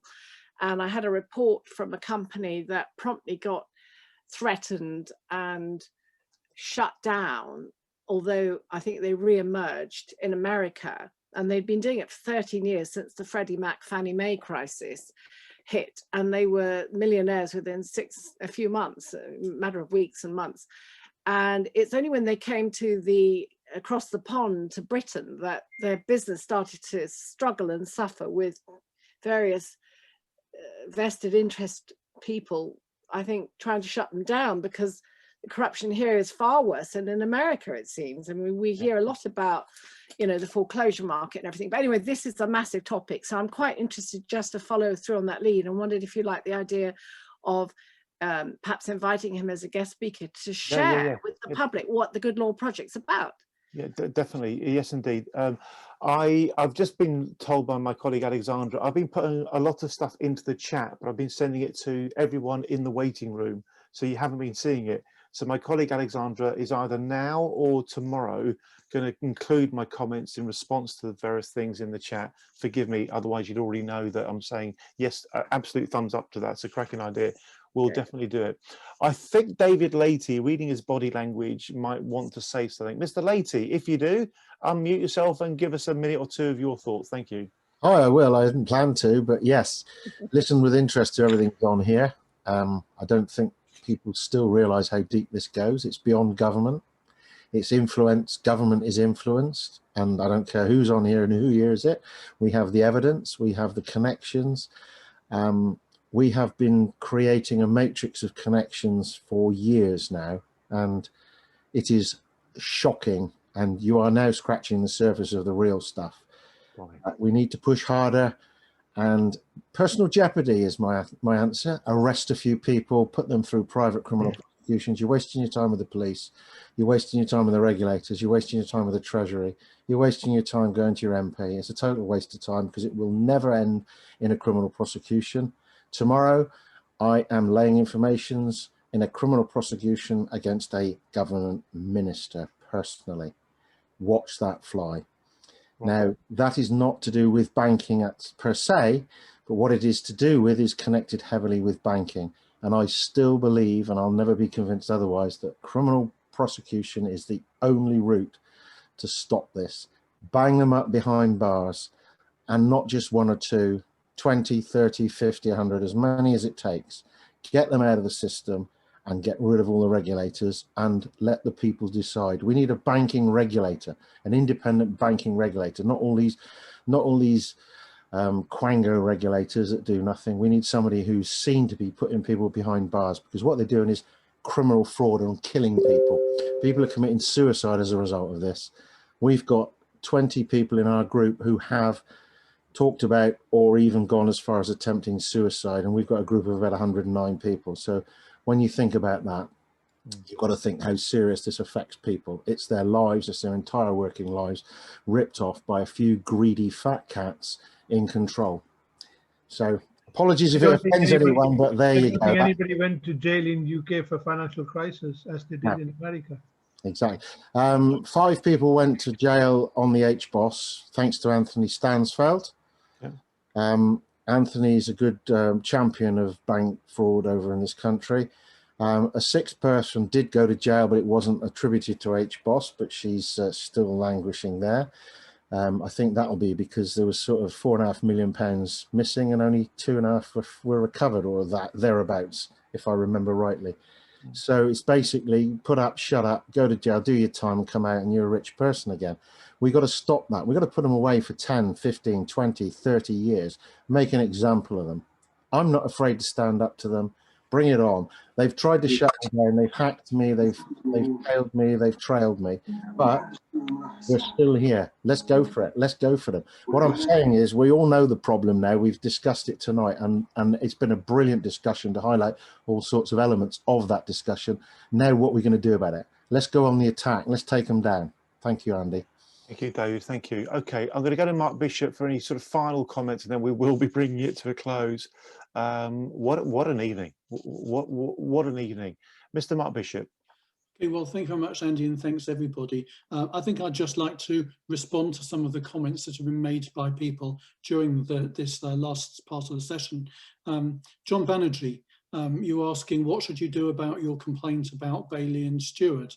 I think what you should do is, if you haven't already done it, formally submit a complaint to the FCA about those 2 individuals. I'm sure you'll have read the complaint scheme, how it works. They should have it investigated by somebody who is not connected to them. And realistically, that ought to mean an external law firm. They won't let that happen. They'll choose a non-exec. But you can at least demonstrate that you tried to get it done by an external. They will then come back after a few months and say, it's all fine, they did nothing wrong. Then you can take it to the Complaints Commissioner. The current one is a patsy. The previous one, I think, tried to do the job properly. I think she will say they did nothing wrong. And then you take it, if you want to spend the money, to judicial review. And, you know, that will cost a bit of money, but maybe you could crowdfund some or all of it. And I think that would be an embarrassment for them. And I think even the threat of it would bring them into line. You could also give your complaint, as soon as you've written it, to the Treasury Committee.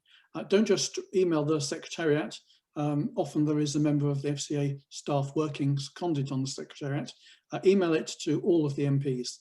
You're not supposed to do this because you're also a constituency, constituent. But if you write at the beginning of the email, I'm sending it to you in your capacity as a member of the Treasury Committee. That is a reason why the staff should pass it on. If they don't pass it on, again, you can prove that you've done the right thing. I think you could also give it to a supportive journalist. And I think stories about Bailey at the moment are very much welcomed by journalists because they understand that his back is against the wall.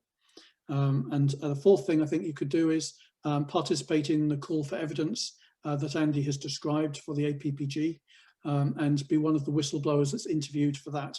We've already got a set of draft questions, and we can discuss that tomorrow. Pauline was talking about Mark Stewart and him almost shaking with anger. I've seen that as well. You know, it's like he's going to explode, and he's kind of quite a wiry looking man. You wouldn't kind of want to cross him.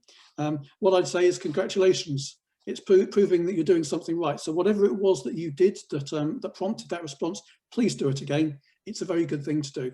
And with mine, it was giving the story to the Daily Mail. Nothing in there that was confidential, nothing I couldn't have given. It was all true and has been actually vindicated by events. So telling the truth to the UK's best-selling national newspaper, that is something that really annoys the Director of Enforcement at the FCA. If that's the case, there's a problem with the Director of Enforcement at the FCA, frankly. So whatever it was, keep doing it and ignore the threats. Actually, he knows that you know stuff, and that's why he'll keep turning up. He certainly did in our case. And I think the other thing is, it's not nice in a way to get into that sort of discussion with somebody, particularly somebody senior. But when I look back on the Connaught case, you know, what little we've achieved and what we have got back most of our initial capital, what we have achieved is actually through the 3 Bs, bullying, blackmailing and brinkmanship. all of them directed to the regulator. We've basically said to them, here is the evidence against a firm. You have the power to do X, Y, and Z. If you don't do X, Y, and Z, we're coming after you. So these two, you know, if you like, the perpetrator and the enabler, locked in an embrace, but hating each other, at some point they've got to push apart, and one of them has got to dump on the other. And that's the game that you need to play, I think. Sheila Gardner, will there be an independent review for Blackmore Bond? Not if John Glenn still has breath in his body, is the answer. John Glenn is not our friend. John Glenn is a friend of the city. He would very much like a thank you job when he finishes his job as a minister.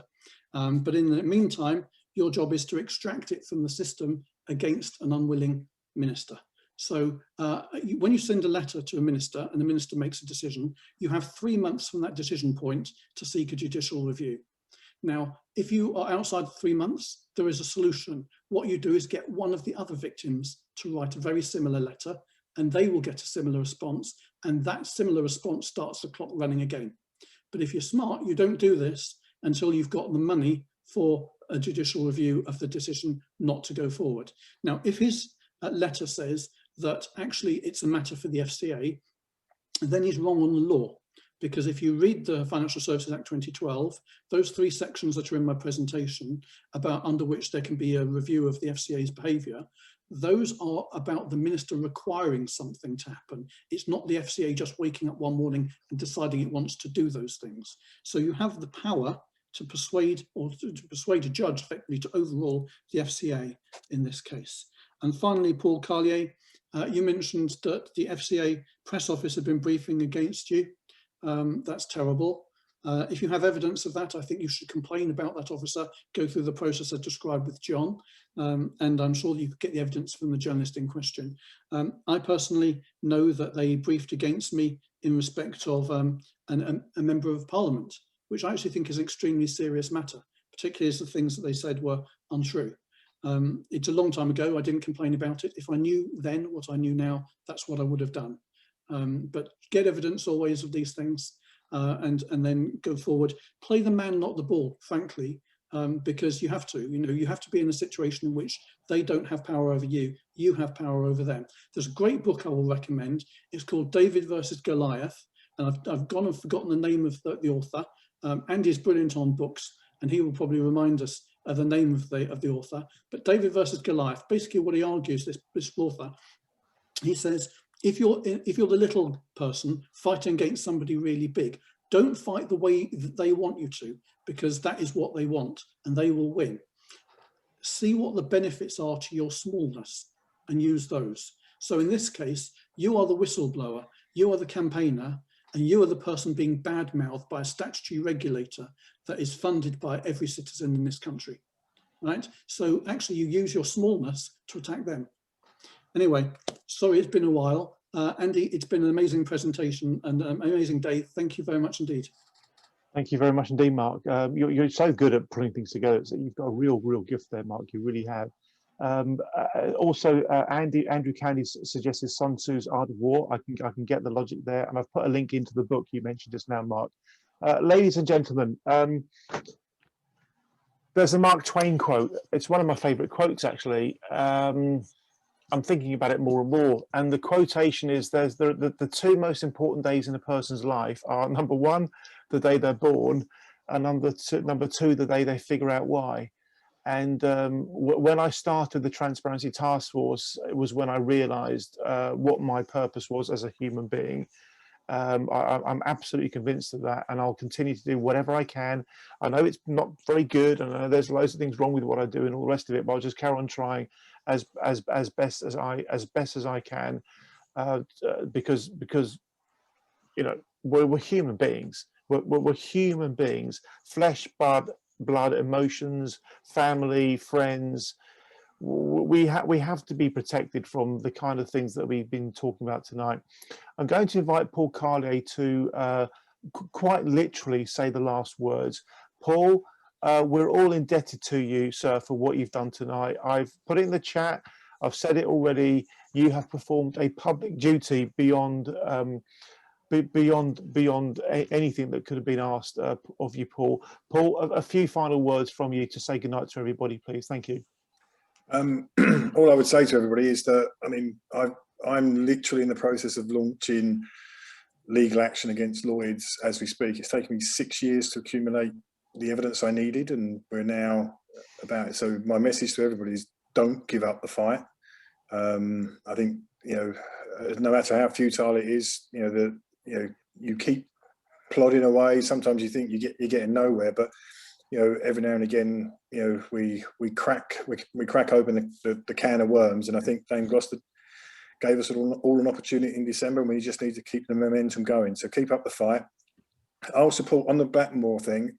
I will support any application for a national for a public inquiry, because I think, you know, I'm sorry, that is just unacceptable. So if anyone needs any support in terms of getting that over the line, then, you know, count me in. My email's on the chat, or you can get it from Andy. But the simple message is, you know, I think, you know, it sounds a bit grandiose, but I think it's the saying that, you know, evil pervades or evil succeeds if good men and women do nothing. So, you know, you've just got to keep plugging away, and you know, sooner or later, if you get the platform, and I think this is what we've got, and I think the Secretariat and of the APPG gives you a platform to ask the right questions and say the right things. Often you don't need to make an allegation, you just need to ask the right question. But if they're in a position to ignore you, then it's meaningless. But the APPG, we have as a Secretariat, we have the opportunity to ask questions that can't be ignored. And you know, so I think, again, it's a massive step in the right direction. So the message to everybody, just don't give up the fight, keep going. Bravo, bravo. Can we applaud Paul and everyone else for being part of tonight? Everybody's performed brilliantly well tonight. Thank you very much indeed. Can we all say thank you to Alexandra as well, who's done some serious overtime tonight. Thank you, Alexandra, very, very much indeed. Well done.